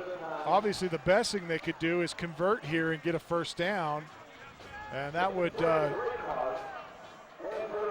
make it so that there's no chance that the Cougars get the ball back before half unless there's a turnover. Well, Blue Ridge will come out with their offense. Their quarterback, Spencer Wilkening, will come up underneath center. Receiver here to the near side of the formation is Alder, here wide to the right. They send Lane Penrod out of the backfield and in motion left to right. Pitch to Johnson. Johnson hit right in the numbers by Clark. And it's Johnson. Johnson comes up in a lot of pain. That was a square hit, a flush hit by Quentin Clark coming over from his cornerback position on that quick pitch. Just puts the wood to Tristan Johnson and drops him for a loss, actually. So Blue Ridge with about, 4th and 16 here. So clearly they're going to be punting the ball. Dylan Smith had the effects mic on that one, and we got to hear every bit of that hit. Final seconds of the clock here. The Jackets are just going to let this run out. There's nothing that the Cougars can do. And so that'll be the final play of this first half. 19-0 is our score as we go to halftime. We're going to try to get an interview here with Coach Reisdorf.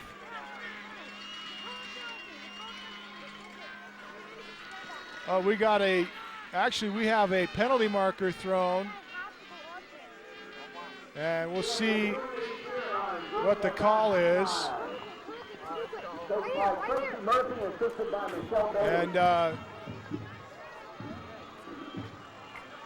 getting set here for our Sunrise Park Resort halftime show, brought to you by the Sunrise Park Resort. Still chance to get discounted lift tickets. Season passes are available at sunriseskipark.com. That's sunriseskipark.com. And I think Brandon's going to chicken out of an interview here because Reisdorf is going to go talk to the official now. And you can see right at the 45-yard line, if our camera crew can pick that up, there's Paul Hancock there. And entertaining, at least at the moment, the discussion with Coach Reisdorf at the 45-yard line. And the penalty marker was thrown at that location, which we think may have been an unsportsmanlike. That it'll probably be assessed in the second half. Let's find out from the official. Well, the official now will start the halftime clock. Let's go to Brandon Todd. Brandon. Coach, obviously a little bit upset there. I thought too much time ran out the clock. I'm sure you thought so too. Give me your thoughts there. Spot the ball. It's terrible. 19-0 at half. How do you feel about the first half? I think we did okay. I got greedy at the end. We probably should have put up another touchdown right there, but we're doing good. I'm proud of our defense. All right, thanks a lot, Coach. Thanks. All right, thanks, Brandon, and thanks, Coach Reisdorf, as we get a pretty good insight to the emotions of Coach Reisdorf. They're obviously not happy with the call there, but got to be pretty happy with the outcome of the first half. 19-0 is our score at intermission. The Sunrise Park Resort halftime show is coming up next. This is Hatch Motor Company's presentation of high school football on iTalk 106.7 and worldwide on iTalk1067.com. Sunrise Park Resort is now open every Friday to Monday through Labor Day weekend. Bring the family for a full day of fun and activities, including scenic cliff rides, mountain biking and bike rentals, tube slide, airbag jump, and more. Book your reservation at the Sunrise Hotel with beautiful views of the lake and mountain, or rent a boat at the Sunrise Lake Marina. And make sure you visit our general store for all your camping and fishing needs. For more information, please call 928-735-7669 or visit our website at sunriseskipark.com. Need a fireplace? Ace has that. Need barbecue grills? Ace has that. Need paint? Ace is the best place for that. Need a chainsaw or weed eater? Ace has that too. Ace can even fix your chainsaw and your weed eater. Ace Hardware has everything you need for your home improvement project. They even have a 24/7 locksmith. Locked out of your home or car? Their mobile unit will come to you. That's your helpful place. Ace Hardware of the White Mountains in Pinetop, Overguard, and Show Low. In today's challenging economy, having a college education is a must. Northland Pioneer College is here to help you prepare for your future. NPC is committed to providing you with the highest quality education with the lowest tuition cost in the state. We offer a variety of advanced learning classes to prepare you for a transfer or associate's degree, personal interest education, or earning your GED. Contact an academic advisor for more information. Go online at npc.edu. Don't let salmonella get funky with your chicken. On average, 1 in 6 Americans will get a foodborne illness this year. So learn the right temperature to cook each type of meat. Keep your family safe at foodsafety.gov. Black Diamond Auto Glass provides the finest full-service mobile and in-shop glass repair services, from free chip repair to windshield replacement, tinting, and more. We're here to pamper you and your car. Black Diamond Auto Glass. Yeah! There's no better time to visit Horn Auto Center. Check out the all-new Chevy Silverado. Voted 2014 North American Truck of the Year. Strong for all the roads ahead. Or find new roads with the all-new Corvette Stingray. Voted the 2014 North American Car of the Year. Visit Horn Auto Center on the Deuce of Clubs in Show Low across from Safeway and at hornauto.com. You're at home with Horn since 1991. Hi folks, Gentry Hatch here. Let's face it, in today's world, there are a lot of tools out there to help you buy a car. An iPhone, Kelly Blue Book, the list goes on and on.com. At Hatch Motor Company in Snowflake and Show Low, we know that you can and will find the best deal for you. We will even help you find it if you don't happen to have a smartphone, which I believe everybody does. Remember, no hassle, no pressure, simply the best in service and sales. Hatch Motor Company in Snowflake and in Show Low, and online all the time at hatchmotorco.com. TV in just a moment. There we go. Our television audience now rejoining us. We want to say thank you to the crew at Sholo TV, along with our crew tonight from Sholo High School and combination tonight of Sholo High School and Snowflake students, I believe. White Mountain Youth Productions. On audio tonight, Emma Butler and Dimitri Nez. Our technical directors tonight are Isaiah Miller and Chelsea Weir. Graphics, Julio Juarez and Eli Martineau. Our camera operators, Zach Davis, Hunter Marsh, Dominic Stem, Tyler Roten, Daniel Reby, Kira Villiaba, Jessa Hunt, McKenna Legg, and advisors are Denise Westover and Jerry Butler, executive producer Mel West. Don't forget, you can watch tonight's contest online at italk1067.com, or you can see it tape delayed at Sholo TV channel 56 on Mondays and Fridays at 7 o'clock and Saturdays at 1:30. If you'd like to sponsor these games, you can contact Mel West at Sholo TV, or you can contact myself, Camden Smith, at italk1067. And we invite you to participate in what has become a lot of fun for not only us, but also the kids that are involved as we get set to be entertained here by the cheer squad at Blue Ridge High School. And welcome to our Sunrise Park Resort halftime show, brought to you by the Sunrise Park Resort. Don't forget, discounted tickets are available. Discounted season passes are still available. Go to sunriseskipark.com for details. That's Sunrise Ski Park. Expecting great winter conditions this year. Ought to be a lot of days to ski, and a great chance or opportunity for you to get a ski or border pass for the season. Go to sunriseskipark.com. As we break down the first half for you, Punt Cooley, as a look and a recap of what went on in that first half. Punt? Well, Sholo starting the game with their first possession, a long drive, and at 7 minutes into the first quarter, Jason Brown with a 5-yard touchdown run, and the point after, the kick after, to bring the score to 7-0. And then in the second quarter, with about 11 minutes left in the second quarter, Jason Brown again, after another long drive by Sholo, kicks it in from 1 yard out with a 1-yard touchdown run. The point after attempt, the kick failed, but it leaves the score at 13-0. And then again in the second quarter, a long pass from Rhett Reisdorf to Mason Fagoti, 45-yard touchdown pass with about 4:52 left in the second quarter to bring it to the score here now. And Sholo elected to go for the 2-point conversion. That pass attempt failed, so that leaves us with a score here at halftime of 19-0. So, Punt, any surprises for you in the first half? I felt like there was some issues, or when you look at the scoring so far, when you take a look at the scoring, we apologize. We got a couple people talking to us in our ear. But you look at the scoring for the Cougars getting up three touchdowns. Are you any impressions on that? What was your feeling coming into the contest? Well, we knew coming in that they had a lot of offensive weapons. They're very strong with the rush game, and they're very strong also with the pass game. So really no surprise there with, the weapons that Sholo brings into it. They bring in a healthy Willie Wyatt, who sat out the last couple of games. We see so far in this first half, Willie just knocking off some big rushes, big gains. So you got to credit that front line for the Sholo Cougars doing an outstanding job of allowing the run game to really work well. And then, of course, Rhett Reisdorf, one of the better passers in this division up here, and continuing that here tonight against this Blue Ridge defense. I'm not sure what his pass totals will be, but, he's doing a great job of finding his receivers again tonight. I'm actually a little surprised, I think, with how ineffective Blue Ridge's offense has been. And Coach Reisdorf at the break, when he talked with Brandon, had noted that he's really proud of how his defense is performing tonight, and that's certainly the case. But Blue Ridge just really not able to really sustain or mount any meaningful drives at all in that first half, and I'm sure that's something the coaches will be talking about with their players.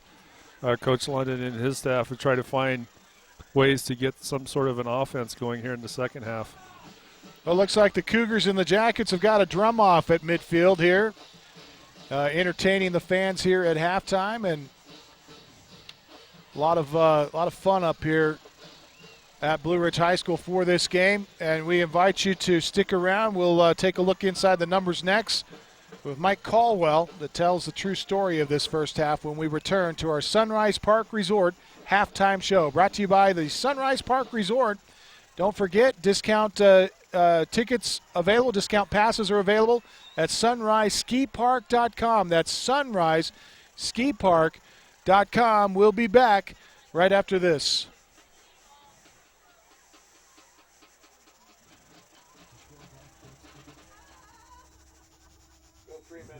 Okay.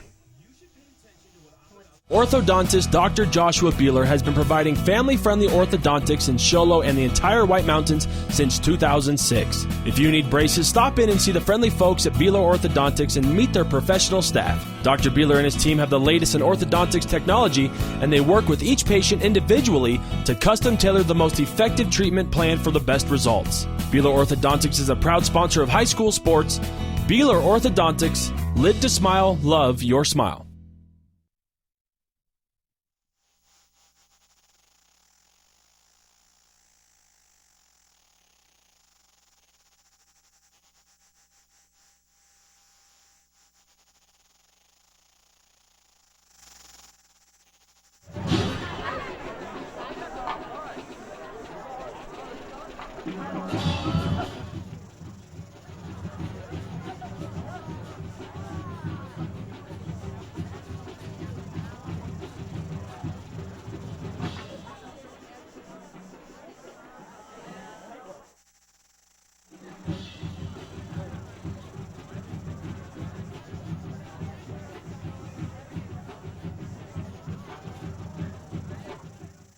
One and a half. Open every Friday to Monday through Labor Day weekend. Bring the family for a full day of fun and activities, including scenic cliff rides, mountain biking and bike rentals, tube slide, airbag jump, and more. Book your reservation at the Sunrise Hotel with beautiful views of the lake and mountain, or rent a boat at the Sunrise Lake Marina. And make sure you visit our general store for all your camping and fishing needs. For more information, please call 928-735-7669 or visit our website at sunriseskipark.com. Need a fireplace? Ace has that. Need barbecue grills? Ace has that. Need paint? Ace is the best place for that. Need a chainsaw or weed eater? Ace has that too. Ace can even fix your chainsaw and your weed eater. Ace Hardware has everything you need for your home improvement project. They even have a 24/7 locksmith. Locked out of your home or car? Their mobile unit will come to you. That's your helpful place. Ace Hardware of the White Mountains in Pinetop, Overguard, and Sholo.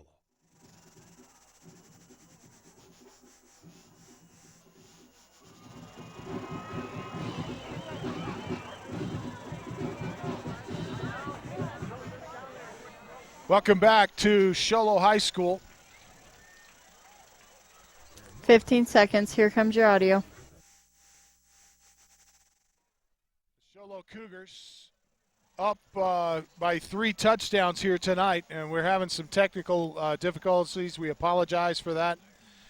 But at intermission,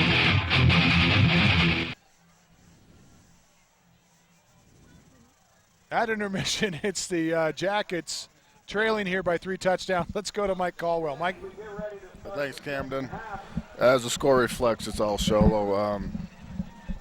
Sholo for Reisdorf is 9-17 for 125 yards and 1 TD. So actually those are, pretty – those tear that he's been on, those are kind of pedestrian numbers for Reisdorf this week. Clark's got 3 receptions for 32 yards. Fagoti added 67 yards in a TD, 45-yard TD. Willie Wyatt's leading the rushing attack with 14 carries for 83 yards. Brown has only 3 carries but for 6 yards, but 2 of those are TDs. The grand total for the half of the Show Low Cougars is 222 yards. Like you guys discussed, Blue Ridge has just been totally shut down. Wilkening is 1 of 8, actually 2 of 8, and then he's also thrown 2 interceptions. Rushing, Johnson has 4 carries for 10 yards. Their grand total for the half is 27 yards. So we take a look at Rhett Reisdorf coming into the contest, averaging 270 yards, 271 yards per game passing. And so well below that average tonight so far. Well, yeah, he is. And, Blue Ridge, obviously, in their preparation this week, have gone to a little bit of a defensive set as far as their secondary is concerned, which limits, especially, I think, focusing on Quentin Clark for sure as one of the deep threats. So that, I think, in turn limits Reisdorf's productivity. But, that has not prevented Reisdorf from still continuing to execute with the passing game, finding other receivers, and doing a pretty productive job in that first half. Well, coming into this, completing 72% of his passes, and only 55% of his passes is Reisdorf tonight. But I'll tell you, the Jackets have got their work cut out for them as you look at the keys to the second half presented by Ace Hardware. What are your thoughts for the Yellow Jackets? They've got a lot of things to talk about at halftime. Well, the 2 interceptions killed drives that they had mounted, Blue Ridge. They weren't big drives, but at least they were moving the ball. So clearly turnovers and avoiding turnovers in the second half is going to be huge for the Yellow Jackets, and they've got to find a way to get their running game going. Sholo's just done an outstanding job in that first half of really shutting down the Blue Ridge rushing attack. Blue Ridge is not known for going to the pass much. They prefer to stay on the ground if they can do it, and that's something we saw in their game last week against Snowflake, where Blue Ridge just really struggled to try to get that running game going, and that's going to be a big key for the Yellow Jackets here in the second half.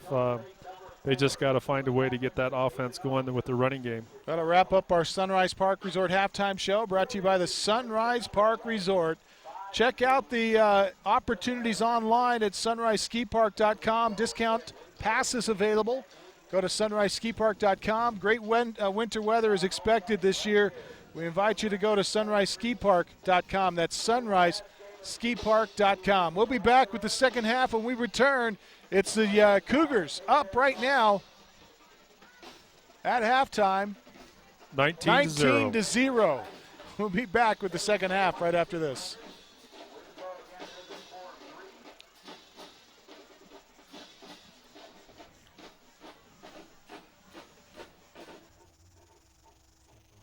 Let's go a minute and a half. 60 seconds. Okay. In today's challenging economy, having a college education is a must. Northland Pioneer College is here to help you prepare for your future. NPC is committed to providing you with the highest quality education with the lowest tuition cost in the state.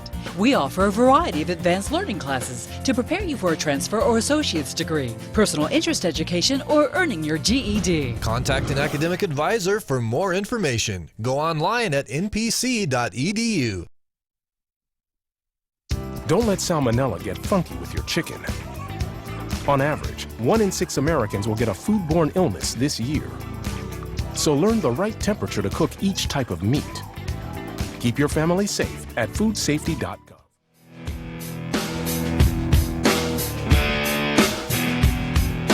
Welcome back to Blue Ridge High School. It's 19-0. The Cougars up in front of the Jackets here. The Cougars come into this contest with a 7-0 record. The Jackets with 2 losses on the season. Both of those actually coming in the last 2 weeks. One to the Payson Longhorns and then a big loss to the Snowflake Lobos last week. So stinging from those 2 losses and trailing here tonight by 3 touchdowns. They have a monumental task in front of them here in this second half? Well, I think a big difference from the Snowflake game last week for the Jackets, with their early in the game, they were able to put points up, the first team to put points up against a really good, tough Snowflake defense. And so far in this game, they've just not been able to do any of that. Sholo. And there's the call from Paul Hancock, the dead ball, unsportsmanlike conduct that was called at the end of the first half and will be assessed on the kickoff here. As that was, I believe it was on the Cougars sideline that was called on that. As Reisdorf was appealing the call, perhaps a little too emotionally. Energetically is perhaps the right word. Set to kick this one away is Gardnier.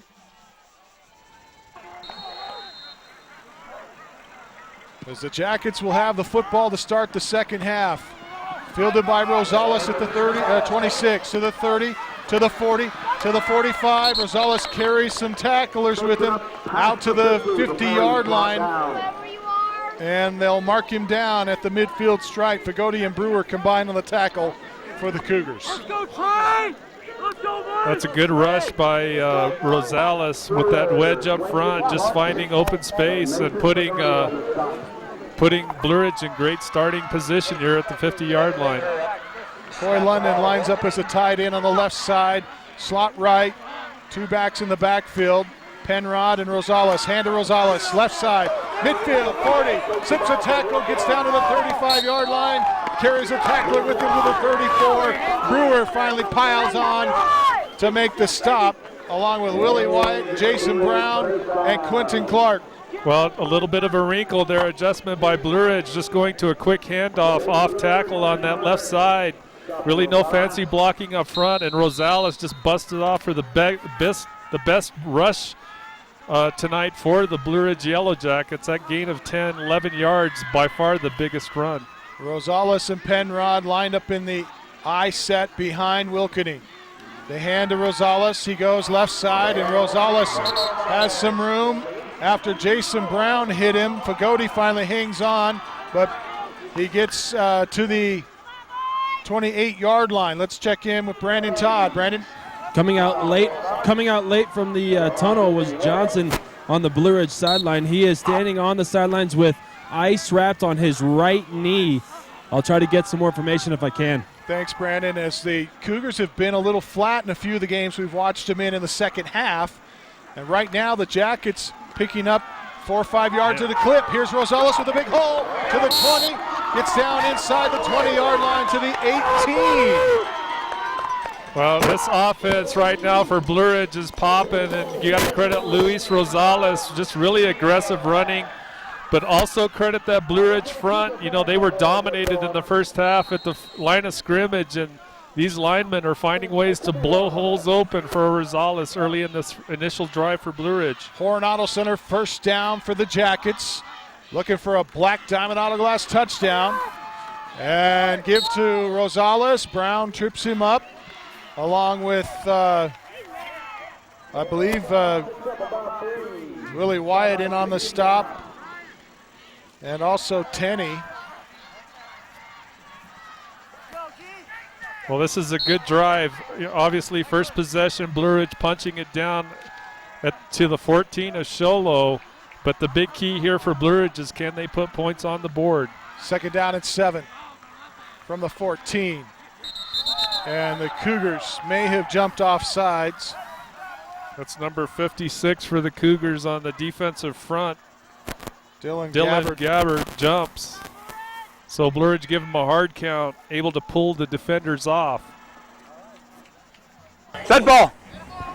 Encroachment on the defense. 5-yard penalty. Second down.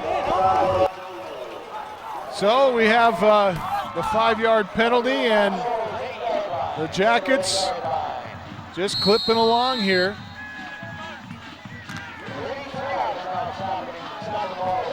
Ball inside the 10-yard line now. At the, well, that's close to a first down. I don't know, that's right at the 7-yard line, about a yard away. We hear from Brandon Todd. Handed off left side, and trying to churn his feet and get somewhere is Rosales, but Jason Brown and Fillingham, along with Dallin Tenney, are going to wrap him up and knock him back down at the 9. Well, that's just great defensive linebacker play by Jason Brown, shooting the gap. Rosales really not having any room on that play, actually losing, as you say, Camden, losing maybe a yard on that carry. Tied in to the left is London. They have a slot lined up on the right side, and Penrod and Rosales in the backfield, and they surge forward. Rosales on the carry and has a Horn Auto Center first down, and it's 1st and goal for the Yellow Jackets at the 5-yard line. And that's just man blocking up front by the Blue Ridge Yellow Jackets against a big defensive front for the Cougars, and able to get enough of a line surge for Rosales to lean forward to get that first down. Big first down for the Yellow Jackets. Jackets break huddle, and they'll have 4 cracks at it from the 5-yard line here with Penrod and Rosales in the I set behind them. Slot to the right side. They hand it off. Sweeping to the left side is Rosales. He lowers his shoulder and fights his way into the end zone. Has a touchdown, but a penalty marker thrown at the goal line. Man, you know, Luis Rosales, I don't know what they gave him at halftime, but that guy came ready to play here in the second half. He's bumping heads, playing really aggressive. Unfortunately here, it looks like the penalty will go against Blue Ridge and pull the points off the scoreboard. Oh, that's a big penalty here. What was it? Holding on the offense, 10-yard penalty. Replay first. So the holding call, perhaps the reason Rosales had that much room to run, but they'll wipe off the Black Diamond Auto Glass touchdown, and the Yellow Jackets now face a 1st and goal after the spot infraction drops them back to the 14-yard line. And play action, Wilkening working right side, gets away from a tackler and gets hammered at the 10-yard line. Quentin Clark in on the stop. Well, Spencer Wilkening just on that boot roll out on the right side and takes a big hit, but bounces up quickly. Leaving the ball at just shy of the 10-yard line, within the 10-yard line, about the 9 for Blue Ridge here with 2nd down. Gain of 4, 2nd down and goal from the 9. Call it a gain of 5. Jackets with the slot right, tight end left. Wilkening, eye tandem in the backfield. Handed to Rosales, hitting the backfield, slips off a tackle, gets to the 8, but it'll be stacked up and pushed backwards. Wyatt Brewer and Dylan Gabbard combined on the tackle for the Show Low Cougars there. But a 3rd down and a big play coming up for the Jackets. I got to tell you, Camden, you know, despite not gaining much yardage on that carry, Luis Rosales, very impressive here in this 3rd quarter with the running he's doing for these Blue Ridge Yellow Jackets. Very aggressive on his feet. Yellow Jackets break huddle. Vince Friot, the center, comes over the ball. Wilkening under center and calling the signals on 3rd down and goal. Rolling to his left, looking, steps up at the 10, throws back across his body. Had a man open, but an ill-advised throw that time as Antrican was open for a moment, but he overthrows him. Well, credit Wilkening for finding him in the end zone on that rollout. Antrican just kind of hanging tough right at the goal line, finding open space, and unfortunately, Wilkening just not able to get the ball to him. He was wide open otherwise. So Seattle Mink, number 13, comes on as the Yellow Jackets will get set here to try a field goal, down 3 touchdowns. Trying to get points here. And on 4th down and goal from the 9. Mink puts foot into it, and it's good. Just went over the uprights, and so the Jackets are finally on the board, 19-3, with 7:14 left to play 3rd quarter. We'll step away. This is Hatch Motor Company's presentation of high school football on iTalk 106.7 and iTalk1067.com. Black Diamond Auto Glass provides the finest full-service mobile and in-shop glass repair services, from free chip repair to windshield replacement, tinting, and more. We're here to pamper you and your car. Black Diamond Auto Glass. Yeah. There's no better time to visit Horn Auto Center. Check out the all-new Chevy Silverado. Voted 2014 North American Truck of the Year. Strong for all the roads ahead. Or find new roads with the all-new Corvette Stingray. Voted the 2014 North American Car of the Year. Visit Horn Auto Center on the Deuce of Clubs in Show Low across from Safeway and at hornauto.com. You're at home with Horn since 1991. Welcome back to Blue Ridge High School. 19-3 is our score. The Jackets finally get points on the board. Unfortunately for them, unable to come up with a touchdown, but do get the 3. So with 7:14 left to play here in the third, it's Sholo 19 and the Yellow Jackets 3. And we talked about, Camden trying to avoid turnovers for the Jackets because those were drive killers in the first half. In this case, a penalty pushes them back and forces them to kick a field goal on this last possession. But at least they're able to get points on the board, something they were not able to do in the first half. Rosales puts foot into it, drives the return man back to the 8. And it's Wyatt. Wyatt bounces off a tackle, has room, 40, 45, and knocked out of bounds near midfield. Austin Alder makes a touchdown-saving tackle on the far side. Missed tackles everywhere for the Jackets. At least three clean hits on Wyatt, and credit Wyatt for just keeping his feet alive and working hard, and knocks off a big return there for the Cougars.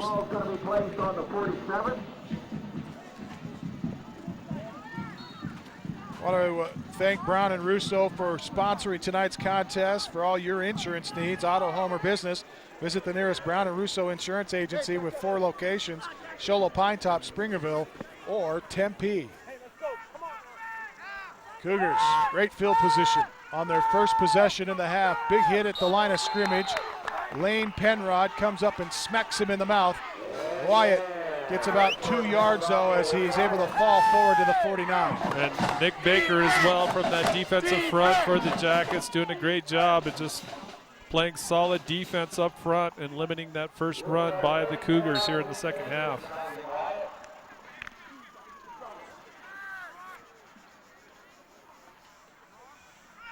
Six and a half left to play in the third. 19-3 is our score.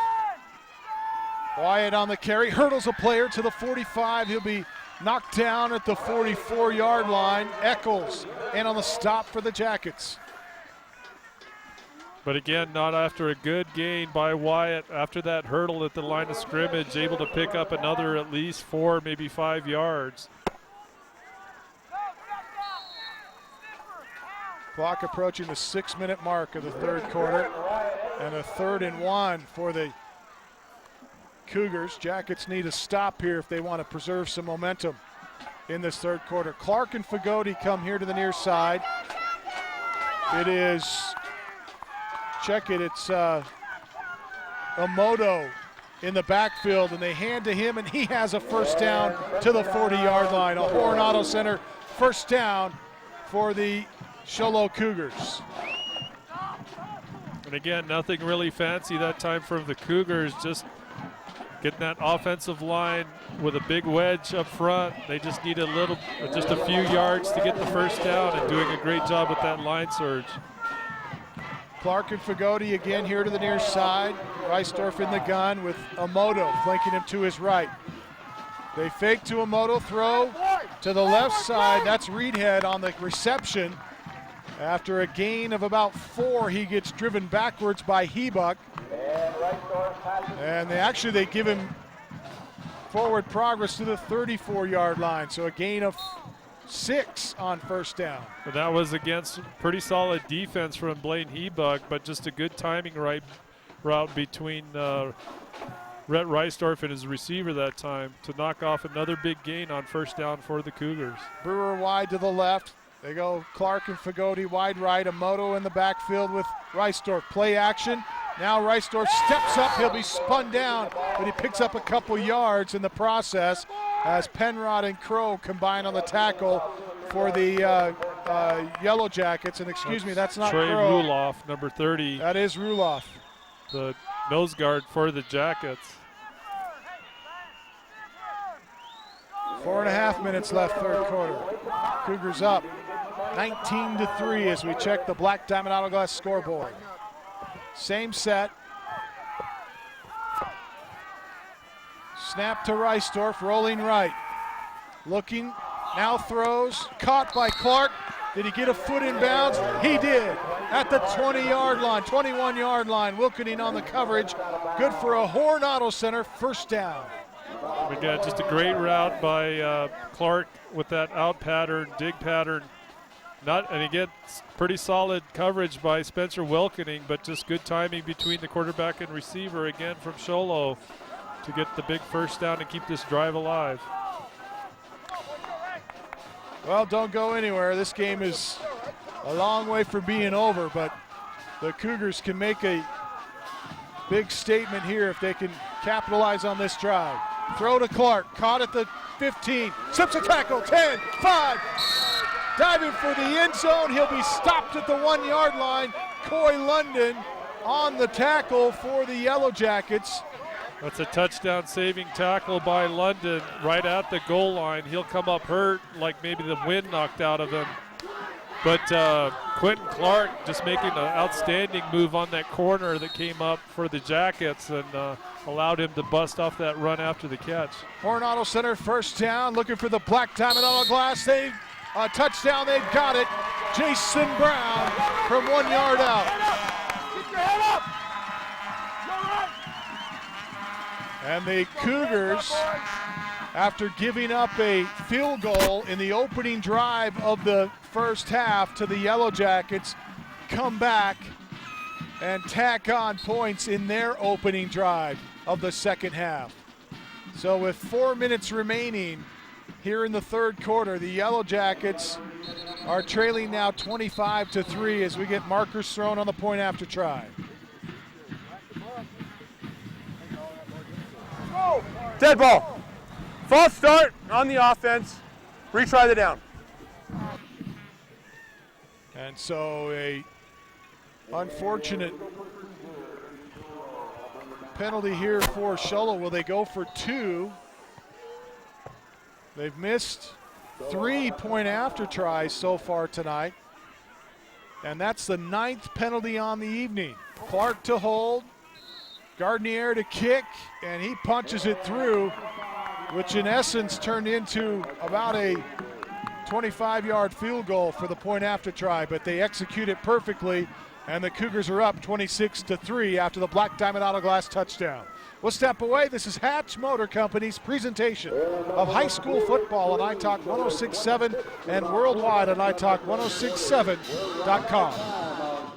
This is high school football on iTalk 106. Hi folks, Gentry Hatch here. Let's face it, in today's world, there are a lot of tools out there to help you buy a car. An iPhone, Kelly Blue Book, the list goes on and on.com. At Hatch Motor Company in Snowflake and Sholo, we know that you can and will find the best deal for you. We will even help you find it if you don't happen to have a smartphone, which I believe everybody does. Remember, no hassle, no pressure, simply the best in service and sales. Hatch Motor Company in Snowflake and in Sholo, and online all the time at hatchmotorco.com.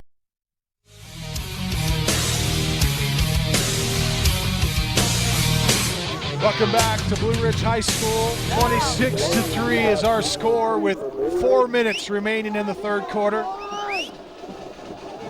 Sholo Cougars have 4 touchdowns on the board.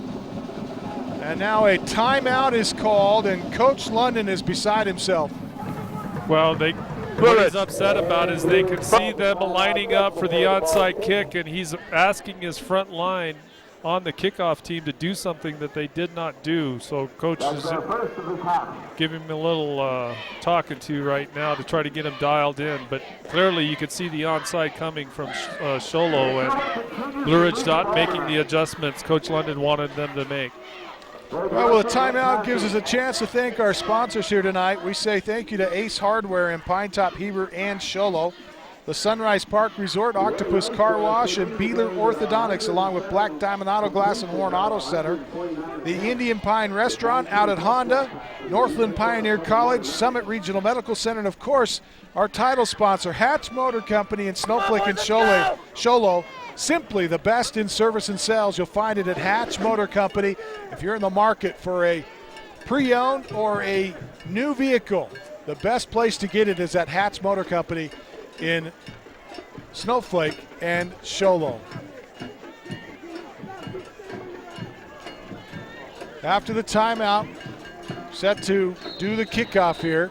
Cougars show onside, but fake. No, they take the onside, and the ball's loose. But the Jackets fall on it. Lane Penrod falls on it at the 40-yard line.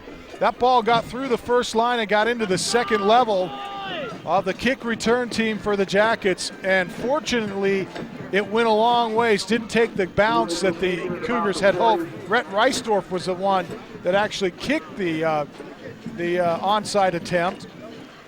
They got the ball to get through the first level, but they didn't get it to go where they wanted to go. Well, and Lane Penrod, one of the more sure-handed guys, fortunately for the Blue Ridge Yellow Jackets, there to gather it up. Jackets need a touchdown here. Handoff, Rosales. Rosales paying his way for some tough yards across the 40 to the 47-yard line. Call it the 43. Willie Wyatt in on the stop for the Cougars along with Dylan Gabbard. Gain of 3 yards on the play. And 2nd down and 7 coming up. Well, Blue Ridge so far, their second possession here in the second half, doing a little bit better job than they certainly did all in the first half of running the ball. Still not able to bust off any big plays, but at least they're moving the ball much better than they did in that first half.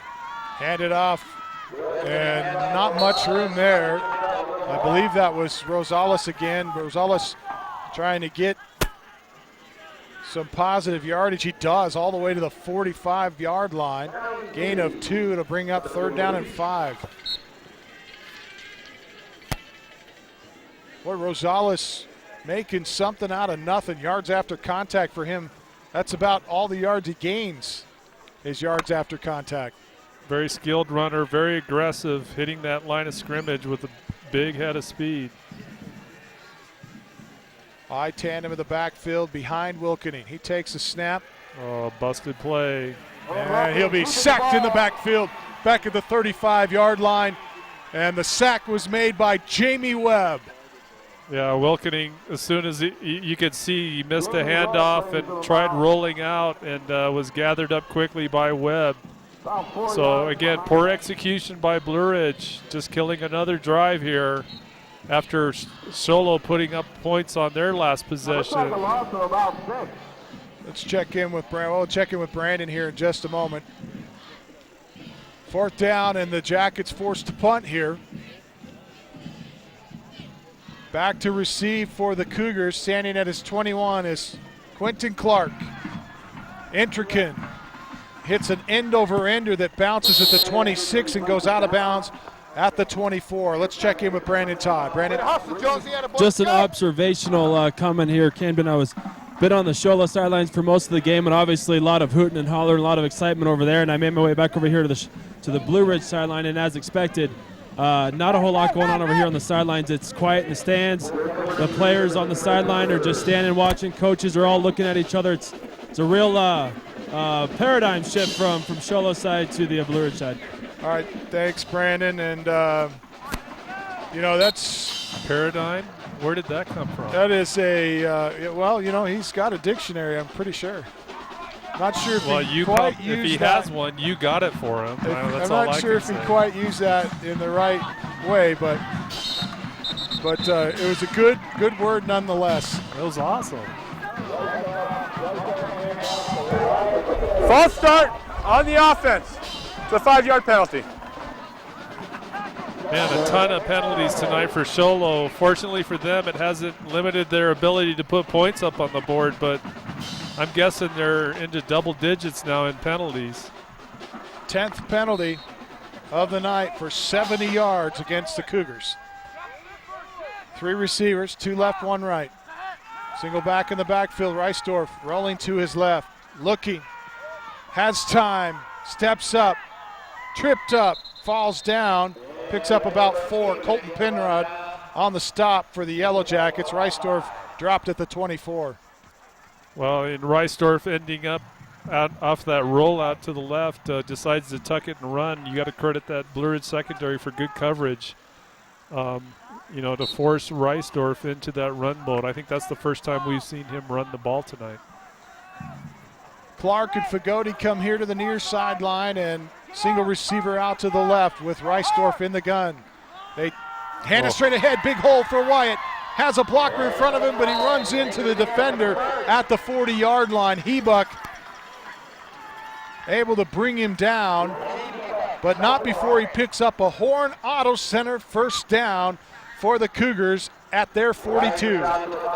Solo just blowing up a big hole in the middle of that line to allow Willie Wyatt to just run through untouched, really, until he hits the deep secondary for Blue Ridge on that running play. Final minute of this quarter. There's the snap, play action, throw, caught, and it's Brewer. And Brewer knocked out of bounds by Hebuck on the far side after a pickup of about 7. Call it 5. 2nd down and 5 coming up. Ball spotted at the 42-yard line.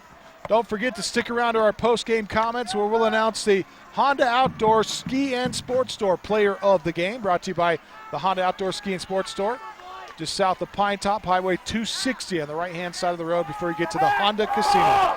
Swing pass here to the right side of Fagoti. Fagoti's got room. Knocked out of bounds after he crosses into Jacket territory at the 44-yard line. Good for a Horn Auto Center first down.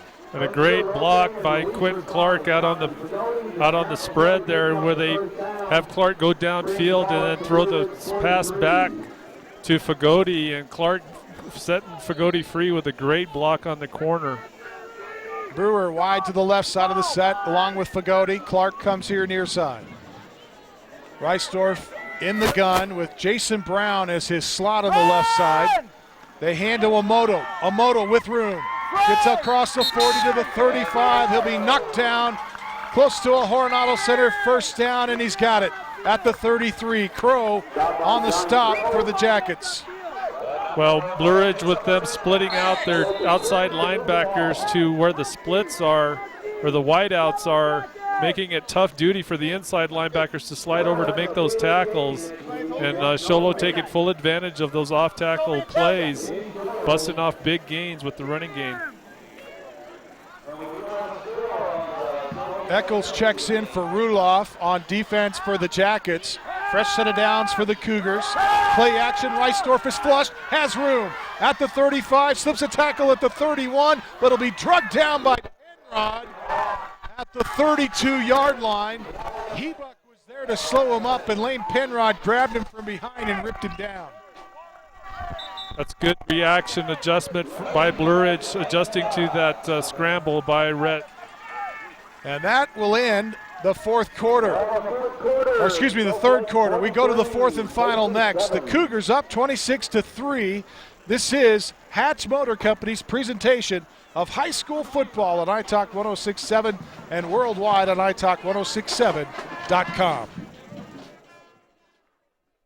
Orthodontist Dr. Joshua Beeler has been providing family-friendly orthodontics in Show Low and the entire White Mountains since 2006. If you need braces, stop in and see the friendly folks at Beeler Orthodontics and meet their professional staff. Dr. Beeler and his team have the latest in orthodontics technology, and they work with each patient individually to custom tailor the most effective treatment plan for the best results. Beeler Orthodontics is a proud sponsor of high school sports. Beeler Orthodontics, live to smile, love your smile.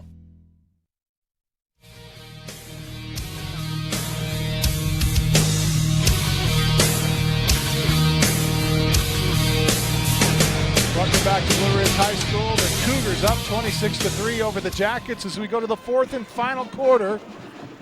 And we remind you that we've got our post-game comments coming up at the conclusion of this contest, where we'll announce our straight line Beeler Orthodontics straight line player of the game, brought to you by Beeler Orthodontics. Love to smile. Love your smile. Beeler Orthodontics. Live to smile, rather. Love to smile. Beeler Orthodontics. Cougars with the football. 2nd down and 9. Swing pass right side. Caught by Fagoti. Fagoti going to be tackled from behind by Rosales. He had a lot of green in front of him if Rosales couldn't catch up to him. But he tripped just a little bit as he tried to turn upfield. And that allowed for the tackle to be made as he gets to the 28-yard line and brings up 3rd and 4. That's a big gain by Fagoti, as you say, Camden, but an even bigger tackle by Rosales, exactly for the reason you stated. He had a lot of green in front of him. Brown, slot left. 2 receivers here to the near side, Reedhead and Fagoti.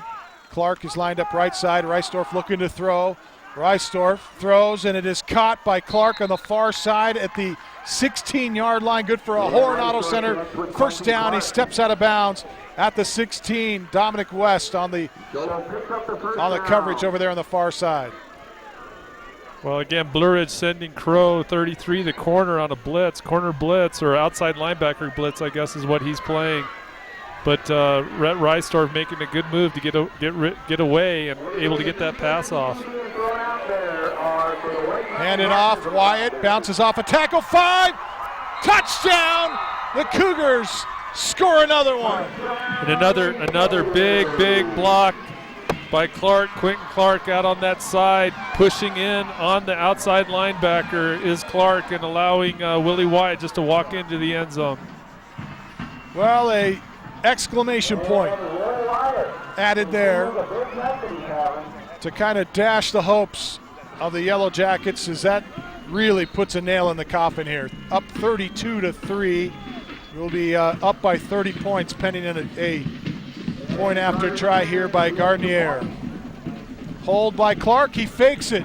Looking, rolling right, he's going to be tripped up in the backfield, and they fail to convert again tonight. The Jackets were not fooled on that at all. Crow and Penrod on the tackle as Clark tries for the 2-point conversion here after missing 3 point after tries in this contest. They tried to get a 2-point conversion again, but fell once again. We'll step away. 11:10 left to play 4th quarter. This is Hatch Motor Company's presentation of high school football on iTalk 106.7 and worldwide on iTalk1067.com. Hi folks, Gentry Hatch here. Let's face it, in today's world, there are a lot of tools out there to help you buy a car. An iPhone, Kelly Blue Book, the list goes on and on.com. At Hatch Motor Company in Snowflake and Show Low, we know that you can and will find the best deal for you. We will even help you find it if you don't happen to have a smartphone, which I believe everybody does. Remember, no hassle, no pressure, simply the best in service and sales. Hatch Motor Company in Snowflake and in Show Low, and online all the time at hatchmotorco.com. Enjoying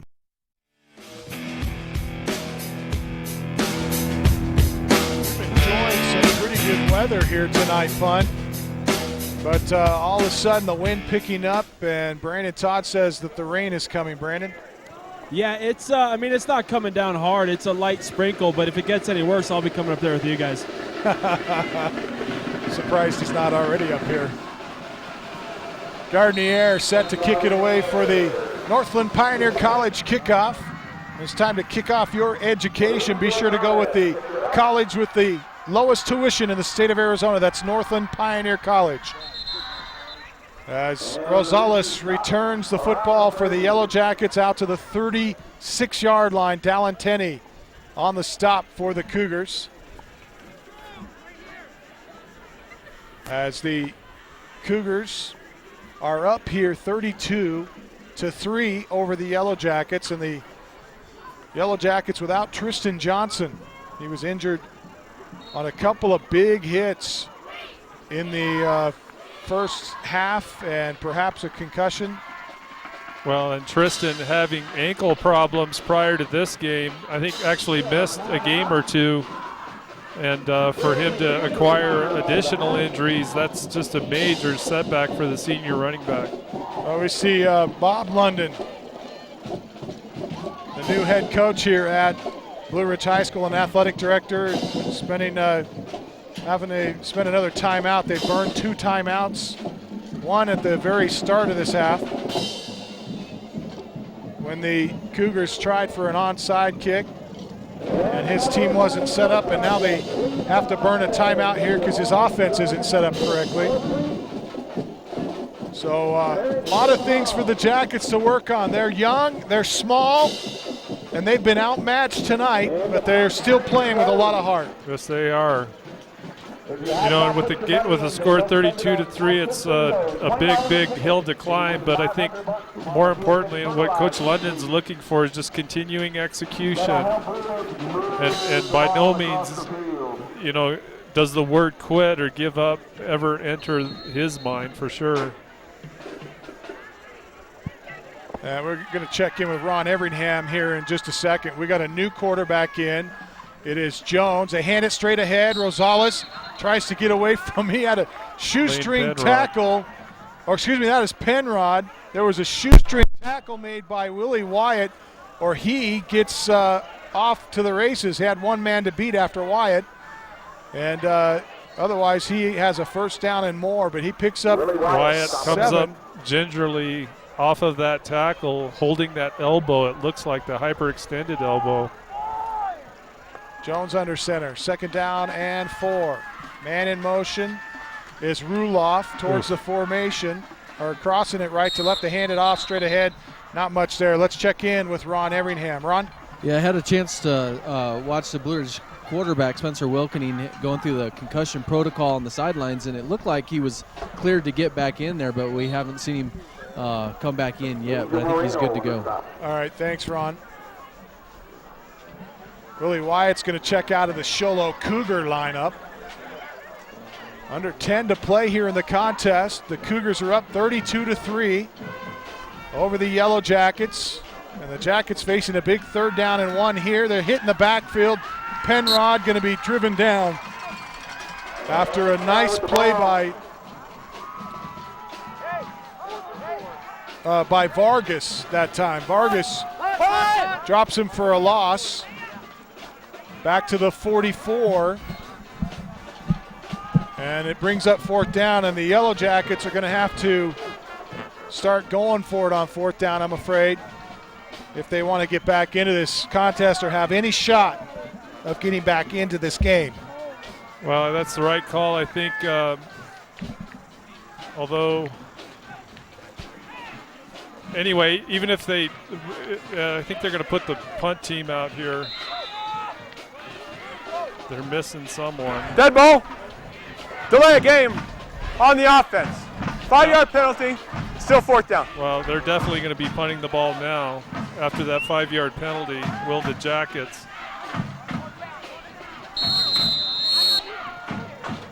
Well, they elect to not burn a timeout here. They take the delay of game.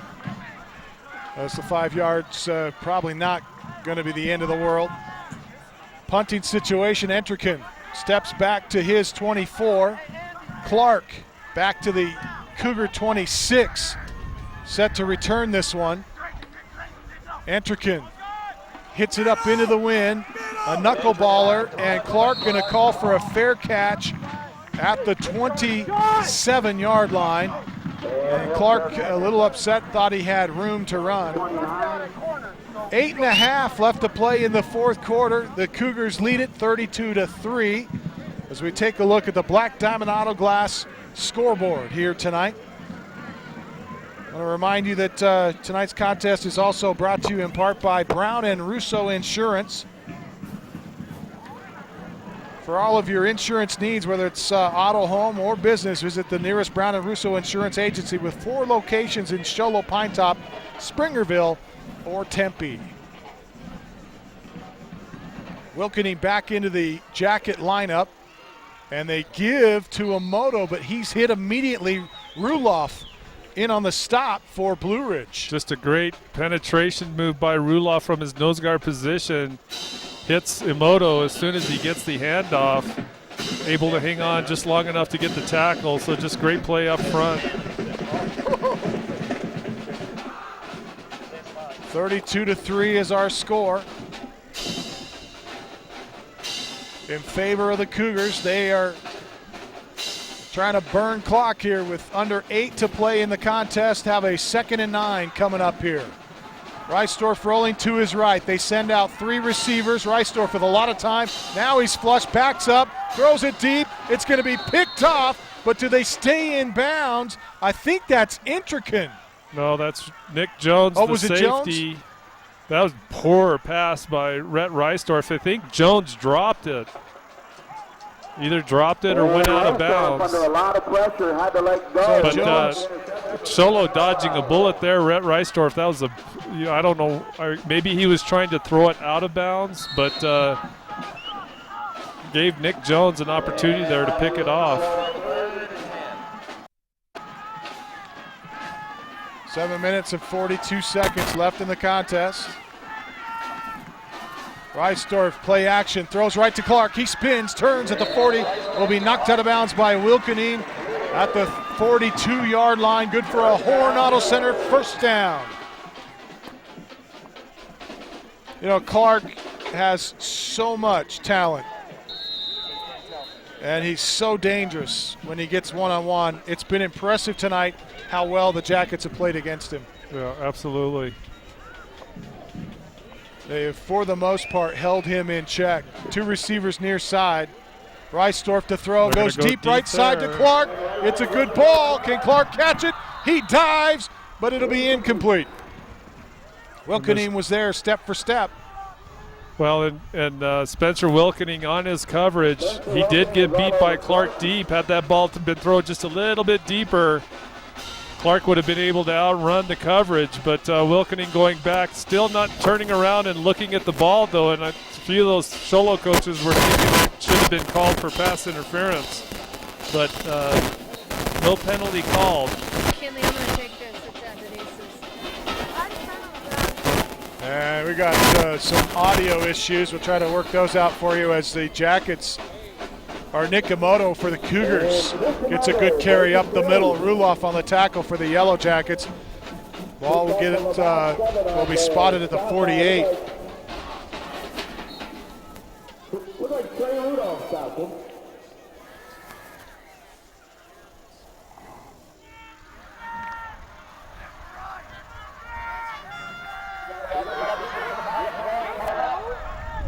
I don't know.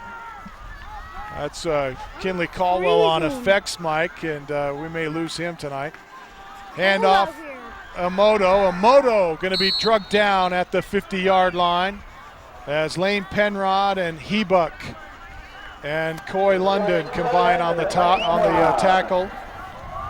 So a 4th down, and will the Cougars go for it here? They look like they're going to bring in the punt team.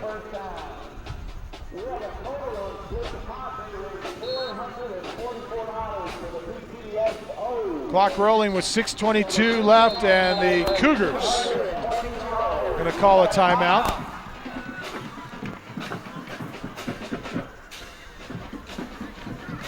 Well, it looked like the Cougars did line up to try to go for it on 4th down,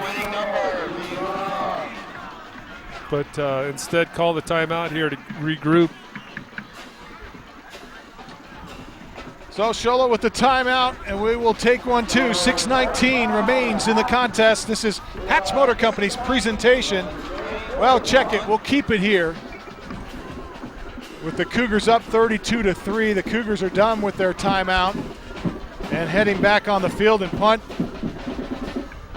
This will be a good time for the Yellow Jackets to get one of those moral victories here with a stop on 4th down. Originally, it looked like the Cougars were going to punt, but they line up in their offensive jumbo package to try to pick up the yard here. They have 3 backs in the backfield, powerhouse backfield, double tight set with a slot right. Well, they go to that heavy set on the right side. We've seen this before from the Cougars. They're going to run it right. Nope, they're going to fake it, and they got it deep. Clark wide open, but he threw it short. He's going to have to work 30, 25, 20, 3 tacklers to beat 15, and he comes the other way to the 10, to the 5. He's going to be knocked down inside the 5 at the 3. Oh, brother. Clark had 10 steps on the nearest defender when Reisdorf threw that ball, but he threw it short. Clark had to come back for it. That allowed 3 defenders to get behind Clark, and then Clark showing off his speed and his athleticism to take it all the way down inside the 5 with the Horn Auto Center first down. Well, Sholo fooling Blue Ridge like they fooled me. We've seen that heavy set, and they usually run at that time, electing to pass. Reisdorf hands to Brown, and Brown goes off tackle right side and will be knocked down. Timmy Intrican in on the stop for the Yellow Jackets. Brown picks up 2. Actually, I think that's Luis Rosales on the tackle from his safety position. You're right, Punt. It'll be 2nd and goal from the 2-yard line. Give it to Brown, and he scores it. His 4th touchdown of the night. Jason Brown puts the Cougars up 38-3. So the Sholo offense continuing to roll. You know, they've been very effective just marching the ball down the field pretty much all night, and in the process burning off a fair amount of the clock. Gardinier comes on for the untimed down. Clark to hold. I believe it's Tenney on the snap. We'll have to check that for you, but Gardinier punches it through. And it is 39-3. Cougars with 5.5 remaining in the contest. We'll step away. This is Hatch Motor Company's presentation of high school football on iTalk 106.7 and worldwide on iTalk1067.com. Hi folks, Gentry Hatch here. Let's face it, in today's world, there are a lot of tools out there to help you buy a car. An iPhone, Kelley Blue Book, the list goes on and on.com. At Hatch Motor Company in Snowflake and Sholo, we know that you can and will find the best deal for you. We will even help you find it if you don't happen to have a smartphone, which I believe everybody does. Remember, no hassle, no pressure, simply the best in service and sales. Hatch Motor Company in Snowflake and in Sholo, and online all the time at hatchmotorco.com. 5:34 left to play in the contest. It's 39-3. The Sholo Cougars are up here from Blue Ridge High School. We knew this game was going to be a tough one for the Yellow Jackets to win, but I think a lot of folks thought that the Yellow Jackets would be able to hold the margin of victory a little bit closer than it's been here tonight. But unfortunately for them, they've had some execution issues and have been outmatched tonight by this high-powered Sholo Cougar offense. Gardinier kicks it. Hebuck returns it at the 10, 15, 20 to the 25. Angled out of bounds or towards the far sideline. He'll be tripped up by Fagoti, and Hebuck is hurt on the play. Slow to get up. Well, and he's not getting up. He's still laying where he was tackled. So not clear what the issue is, but he has not moved. I think Fagoti had him down around the ankles. And we see the Blue Ridge staff running over. Already Doc Fawcett on the Sholo side already there to take a look at him. And it looks like it could be a pretty serious problem here. As we're looking on the TV screen, great shot from our camera crew here from our students at White Mountain Productions. And his looks like his left leg may be pretty badly injured. We're going to take a timeout with 5 minutes and 27 seconds remaining here in this contest. The Sholo Cougars lead it 39-3. This is Hatch Motor Company's presentation of high school football on iTalk 106.7 and worldwide on iTalk1067.com.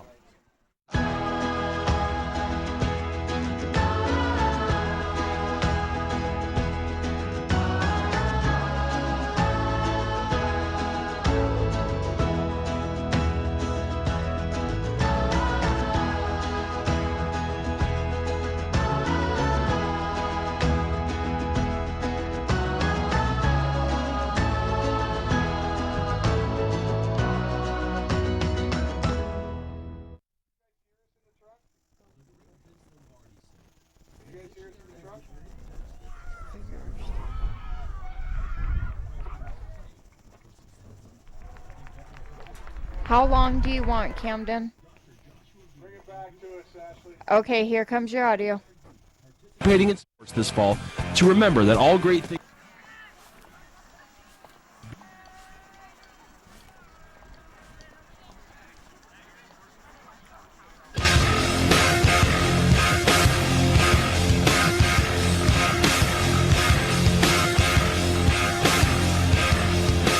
Welcome back to Blue Ridge High School as we see really good news for the Yellow Jackets as Blaine Hebuck comes off the field under his own power.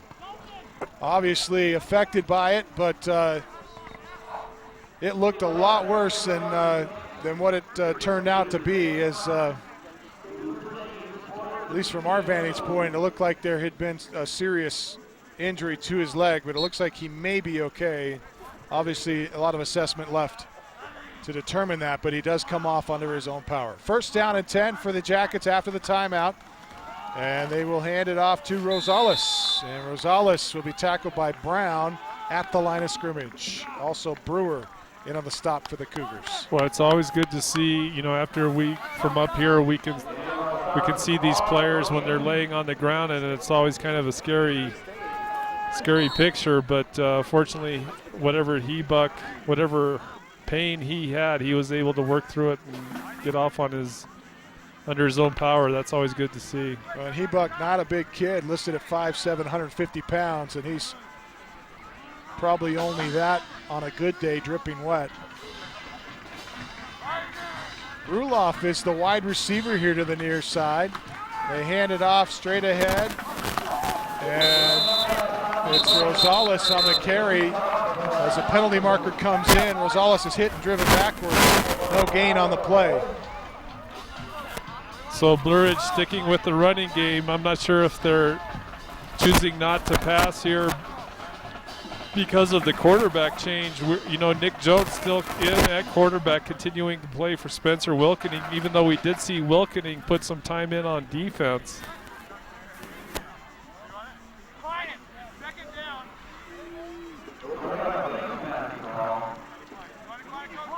And the officials trying to sort out this penalty here. They're trying to figure out what down it is.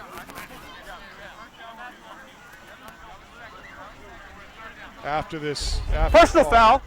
Face mask on the offense. It's declined. Third down.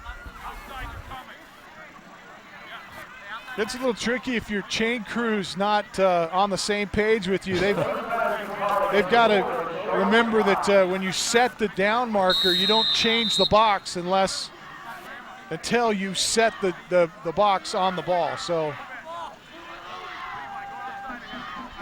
the ball marker, Brandon, the ball marker. Jackets under center, third down and 10, and penalties fly. Here comes another one. This one's probably going against the Jackets here.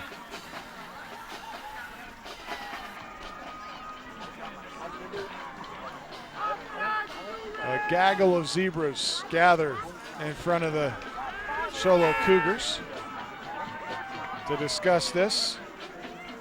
And Paul Hancock with the call. Dead ball. Encroachment on the defense. Oh, they're 5-yard penalty. Third down. Even though we saw movement on that Blue Ridge line, they're going to say the Show Low defensive front encroached first. So Blue Ridge able to move just from penalties, able to move the markers here a little bit. Ruloff is the slot on the right side. Jones is under center. And another penalty marker is thrown. Man. I'll tell you, they don't want to get this game done with. This is dead ball. False start on the offense. 5-yard penalty. Third down. Wow. That is not good news for Blue Ridge players come Monday. No. Their execution tonight. You know, we saw the turnovers in the first half that killed a couple of drives for the Jackets. And then here in the second half, on their first drive, able to go down the field against this Sholo defense that has been really stingy all game. And then effectively killing a drive with a penalty. And execution just not what I'm sure Coach London was looking for. Pitch right side. Rosales has room. 30, 35, 40. Hit from behind, near sideline, still on his feet into Cougar territory. And he is all the way inside the 40 to the 36-yard line. It looked like he was out on the near sideline, but the official says no. It is a Horn Auto Center first down, the biggest run of the night for the Yellow Jackets. Well, I think some of the Cougars, they're talking to the referee also right now, Willie Wyatt, trying to explain that, hey, man, he stepped out, but the line judge was following up the field, so obviously he thinks differently. They're going to give Rosales that big gain. 3:16 left to play in the contest, and a fresh set of downs, and a good opportunity here for the Jackets to get some points on the board. Hand to Ruloff, and Ruloff cuts it up inside, and will have 3 or 4 yards to the 31. Willie Wyatt on the stop for the Cougars. Well, a nice counter play by Ruloff off the fake pitch from the quarterback. So another, a couple of good gains here for the Jackets on 2 successive running plays, putting them into Sholo territory. Key here is, the game's out of reach, 39-3 with just over 2 minutes left, but kind of a pride factor I think for the Yellow Jackets. Yeah, they really need to get a touchdown here if they want to have any morale left come Monday. Handed here to Rosales. Rosales with room to the 20-yard line. Has a Horn Auto Center first down. He's tripped up by Quentin Clark. Falls forward to the 19. That's a touchdown saving tackle there by Clark. Rosales finding a big hole right up the middle off that left side. And Clark coming all the way over from his cornerback position deep in the secondary to make that tackle. Rosales, a 5'11", 175-pound sophomore, and he runs like a senior. 14 carries, 95 yards on the night for Rosales. Awesome game for him. 1st and 10. Jones takes the snap, keeps himself, carries off tackle left side, and has about a yard. Well, Nick Jones electing to keep after the fake to Rosales. And as soon as he turns upfield, just runs into that defensive front for Sholo. It's interesting, we've seen Wilkening in on defense, but has not returned to the offense, as Nick Jones has been getting the snaps here in the 4th quarter after Wilkening came out with what looked like a potential concussion. He went through the protocol zone and was cleared to play. 2nd down and 9. Slot to the right, I-10 in the backfield. They hand to the first man through. And that's Crow, who carries for another yard or 2 to the 16. Stavros Castillo on the stop for the Cougars. Final minute of this contest, as the Jackets looking for pay dirt here, down 39-3, but would love to get a score, get a touchdown on the board here tonight. Perhaps their best opportunity here as Ruloff in motion behind the set. We get penalty markers thrown again. Looked like Ruloff maybe started upfield a little early. Well, I think a lineman on that left on the side, offense, the left 5-yard tackle, penalty, replay. Or guard couldn't really tell, just firing off a little too early for the Jackets, so they'll push it back another 5 yards here. Perhaps the situation here for Blue Ridge with just 30-some seconds left with the clock running, they may try to put it into the end zone with a pass. Clock still rolling here after the penalty. Under 30 seconds left. Nick Jones gets the play and shuttles it in from the sidelines. Jackets going to have to hurry if they want more than one play here. They pitch right. Rosales cuts it the other way. 15 to the 10. And he's undercut there at the 10, but he falls forward. Pagodi on the tackle. And the That stops the clock with Yellow just 4 Jackets are going to seconds. call a timeout here after picking up a Horn Auto Center first down inside the 10. Blue Ridge, final timeout. So Blue Ridge with their final timeout of the game. The Cougars not happy with them calling a timeout here, but you know, for the Yellow Jackets, they're looking for a touchdown, and that's really, I think, important for their program right now. Sure, I mean, you're still playing football, you know, and the Jackets with this rivalry, I don't think, you know, clearly they can't win the game, but it's a pride factor. You know, they want to drive the ball down the field here and try to put some points up. Good looking shot here of the Yellow Jackets huddle as they draw up what will be the final play of the game. With 4 seconds remaining in the contest, they trail here tonight 39-3. And it's been a long night for the Yellow Jackets, unable to put anything into the end zone.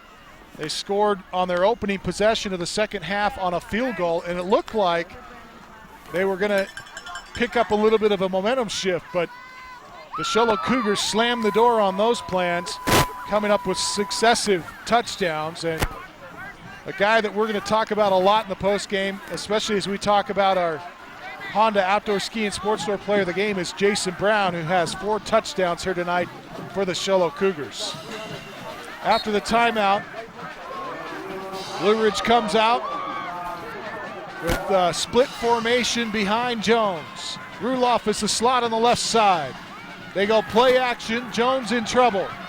Steps up, throws, it's short and picked off. Fagoti at the 10, the 15, and that'll end the ball game. Fagoti with his second interception of the night, and a lot to think about as the Show Low Cougars have defeated the Yellow Jackets here at Blue Ridge High School. A final score of 39-3 as the Show Low Cougars celebrate a well-deserved win here from Blue Ridge High School. We've got post-game interviews hopefully coming up next, along with our Honda Outdoor Ski and Sports Store player of the game and our straight line Beeler straight line play of the game, brought to you by Beeler Orthodontics.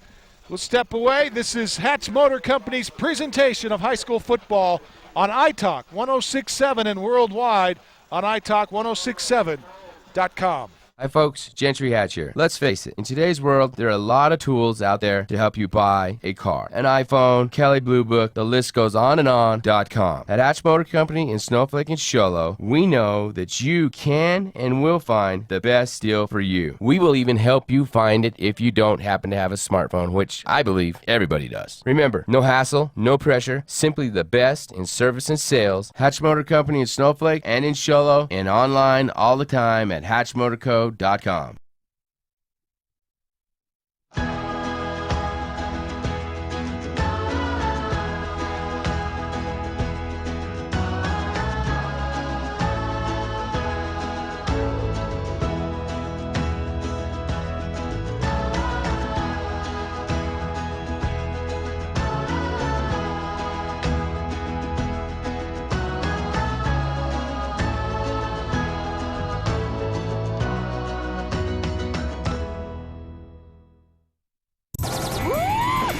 Sunrise Park Resort is now open every Friday to Monday through Labor Day weekend. Bring the family for a full day of fun and activities, including scenic cliff rides, mountain biking and bike rentals, tube slide, airbag jump, and more. Book your reservation at the Sunrise Hotel with beautiful views of the lake and mountain, or rent a boat at the Sunrise Lake Marina. And make sure you visit our general store for all your camping and fishing needs. For more information, please call 928-735-7669 or visit our website at sunriseskipark.com.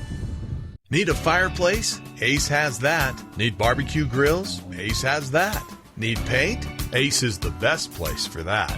Need a chainsaw or weed eater? Ace has that too. Ace can even fix your chainsaw and your weed eater. Ace Hardware has everything you need for your home improvement project. They even have a 24/7 locksmith. Locked out of your home or car? Their mobile unit will come to you. That's your helpful place. Ace Hardware, the White Mountains in Pinetop, Overguard, and Show Low. In today's challenging economy, having a college education is a must. Northland Pioneer College is here to help you prepare for your future. NPC is committed to providing you with the highest quality education with the lowest tuition cost in the state. We offer a variety of advanced learning classes to prepare you for a transfer or associate's degree, personal interest education, or earning your GED. Contact an academic advisor for more information. Go online at npc.edu. Black Diamond Auto Glass provides the finest full-service mobile and in-shop glass repair services. From free chip repair to windshield replacement, tinting, and more. We're here to pamper you and your car. Black Diamond Auto Glass. Yeah. Hi folks, Gentry Hatch here. Let's face it, in today's world, there are a lot of tools out there to help you buy a car. An iPhone, Kelly Blue Book, the list goes on and on.com. At Hatch Motor Company in Snowflake and Show Low, we know that you can and will find the best deal for you. We will even help you find it if you don't happen to have a smartphone, which I believe everybody does. Remember, no hassle, no pressure, simply the best in service and sales. Hatch Motor Company in Snowflake and in Show Low, and online all the time at hatchmotorco.com. Jackets at Blue Ridge High School. Let's go downstairs and check in with Brandon Todd. Brandon? Coach Reisdorf, I know how bad you wanted this, a big blowout win against the arch rivals at their stadium. Tell me, how great is this win? It feels great. It feels great. I am really happy with our defensive effort tonight. Offensively, we've been pretty consistent all year, but I really wanted to see that from our defense, and I'm just really proud that it happened. So looking ahead to next week, we got Snowflake next week. Obviously, this is a game you want as well. It's just another hurdle in your undefeated season. These guys played spoiler on your homecoming last year. Since you got Blue Ridge behind you now, tell me your thoughts on next week. You know, it's just the next opponent, and Snowflake is not, I'm not downplaying them for sure because they're not your average opponent, but we're in a position we want to be in. We're playing for a championship, and that's what we said. That's not our ultimate goal, as you know, but it's the next step, and I just like the fire that we're playing with. I like the way we're executing and playing defense, and so game on, baby. A little more penalties this week than there was that we're used to seeing. Is that something you guys are going to work on next week? Yeah, I'll leave that comment to myself. Coach, as always, very gracious. Congratulations. We'll see you next week. Right on. Thank you. Camden.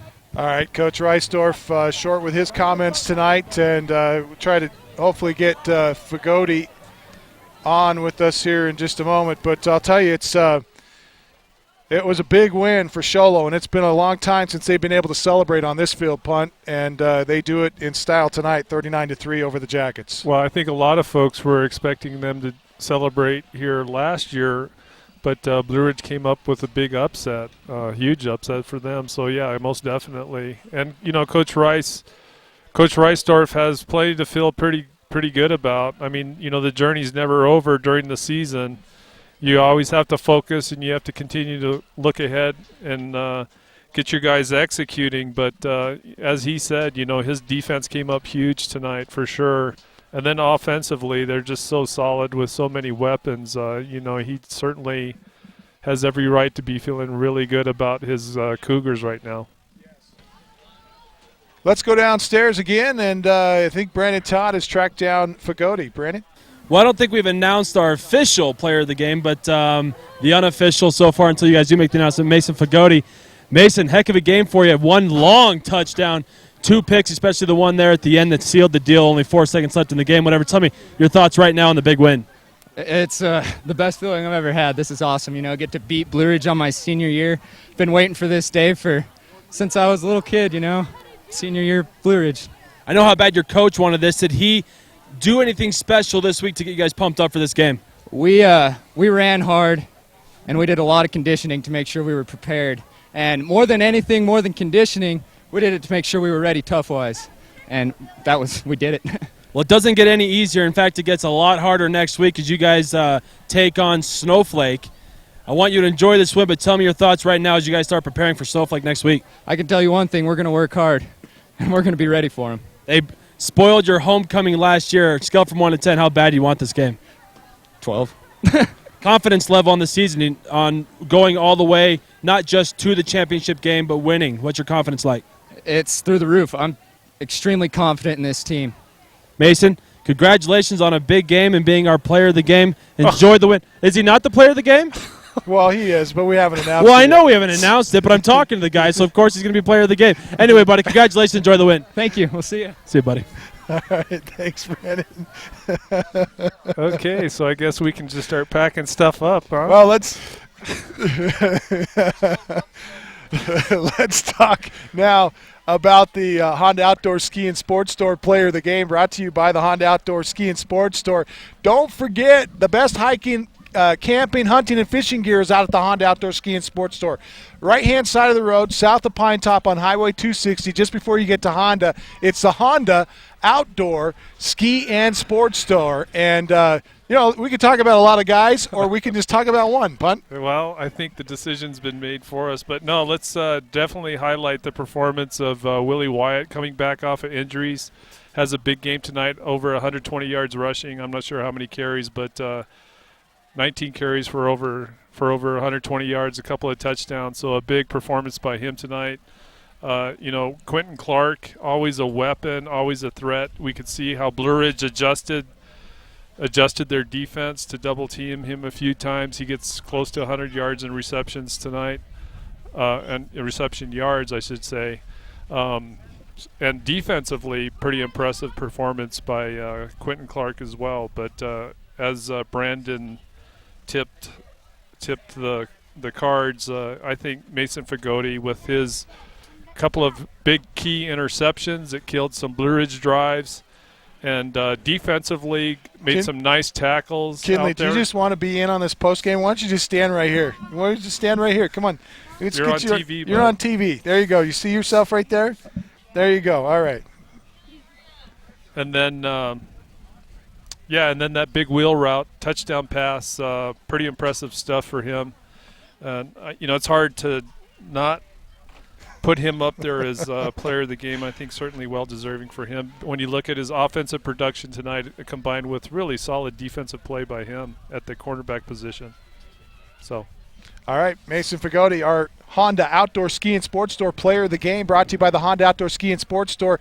Great selection of hiking, hunting, camping, and fishing gear. It's the best selection on the mountain. You'll find it out at the Honda Outdoor Ski and Sports Store, south of Pine Top on Highway 260. It's the right-hand side of the road just before you get to the Honda Casino. It's the Honda Outdoor Ski and Sports Store. Time now for our Beeler Orthodontics Play of the Game.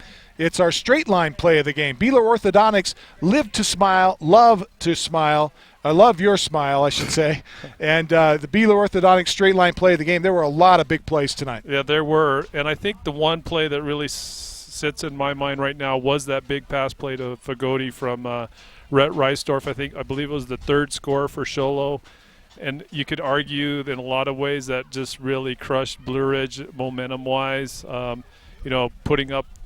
Putting up the 19 points ultimately as a result of that touchdown pass. It was over a 60-yard touchdown pass. So that to me was certainly the highlight. There are a lot of highlights, but that was one of the more impressive offensive plays, well executed by Sholo. And that certainly, in my mind, is what resonates right now as the play of the game for me. That is the Beeler Orthodontics straight line play of the game. Live to smile, love your smile at Beeler Orthodontics. Once again, the final, the Sholo Cougars victorious tonight, 39-3 over the Yellow Jackets. And Punt, that's going to wrap things up for us. We want to say thanks to our sponsors here tonight. As we say thank you to Ace Hardware, Pine Top, Sholo, and Heber Overguard, the Sunrise Park Resort, Horn Auto Center, Octopus Car Wash, and Beeler Orthodontics.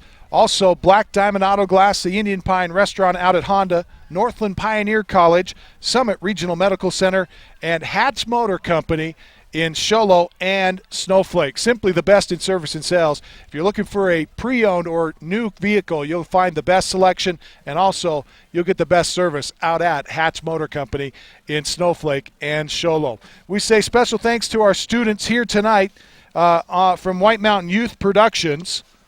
If I can find my cheat sheet. The kids from Sholo and Snowflake High School's multimedia classes tonight. The crew was Emma Butler and Dimitri Nez as our audio engineers. Technical directors Isaiah Miller and Chelsea Weir. Graphics Julio Juarez and Eli Martineau. Camera operators tonight Zach Davis, Hunter Marsh, Dominic Stem, Tyler Roten, Daniel Reby, Kira Villalaba, Villalobos. Lolaba. Ends in an A. Oh, well, Unless they spelled it wrong. We'll have to check that for you. Sorry about that, Kira, if that is wrong, or maybe Kyra. I don't even know the first name. Jessa Hunt also, and McKenna Legg, along with our advisors and executive producers, Denise Westover, Jerry Butler, and Mel West of Sholo TV. Watch tonight's contest on Sholo TV Channel 56. You can watch this game on Monday and Friday of next week at 7 o'clock and Saturday at 1:30 on Channel 56 Sholo TV. Also, you can watch this game for the rest of time on our website at italk1067.com. That's on demand at italk1067.com. That wraps things up for us. We say special thanks to to Mike Caldwell, our statistician and on-site engineer, our audio engineers down on the field, Dylan Smith and Kinley Caldwell. And for Brandon Todd and Punt Cooley, I'm Camden Smith, inviting you back next week where we follow the Sholo Cougars to their game against Snowflake at Sholo High School. We'll have that game for you. Coverage begins at 6:45 here on iTalk 1067. Until then, so long, everybody.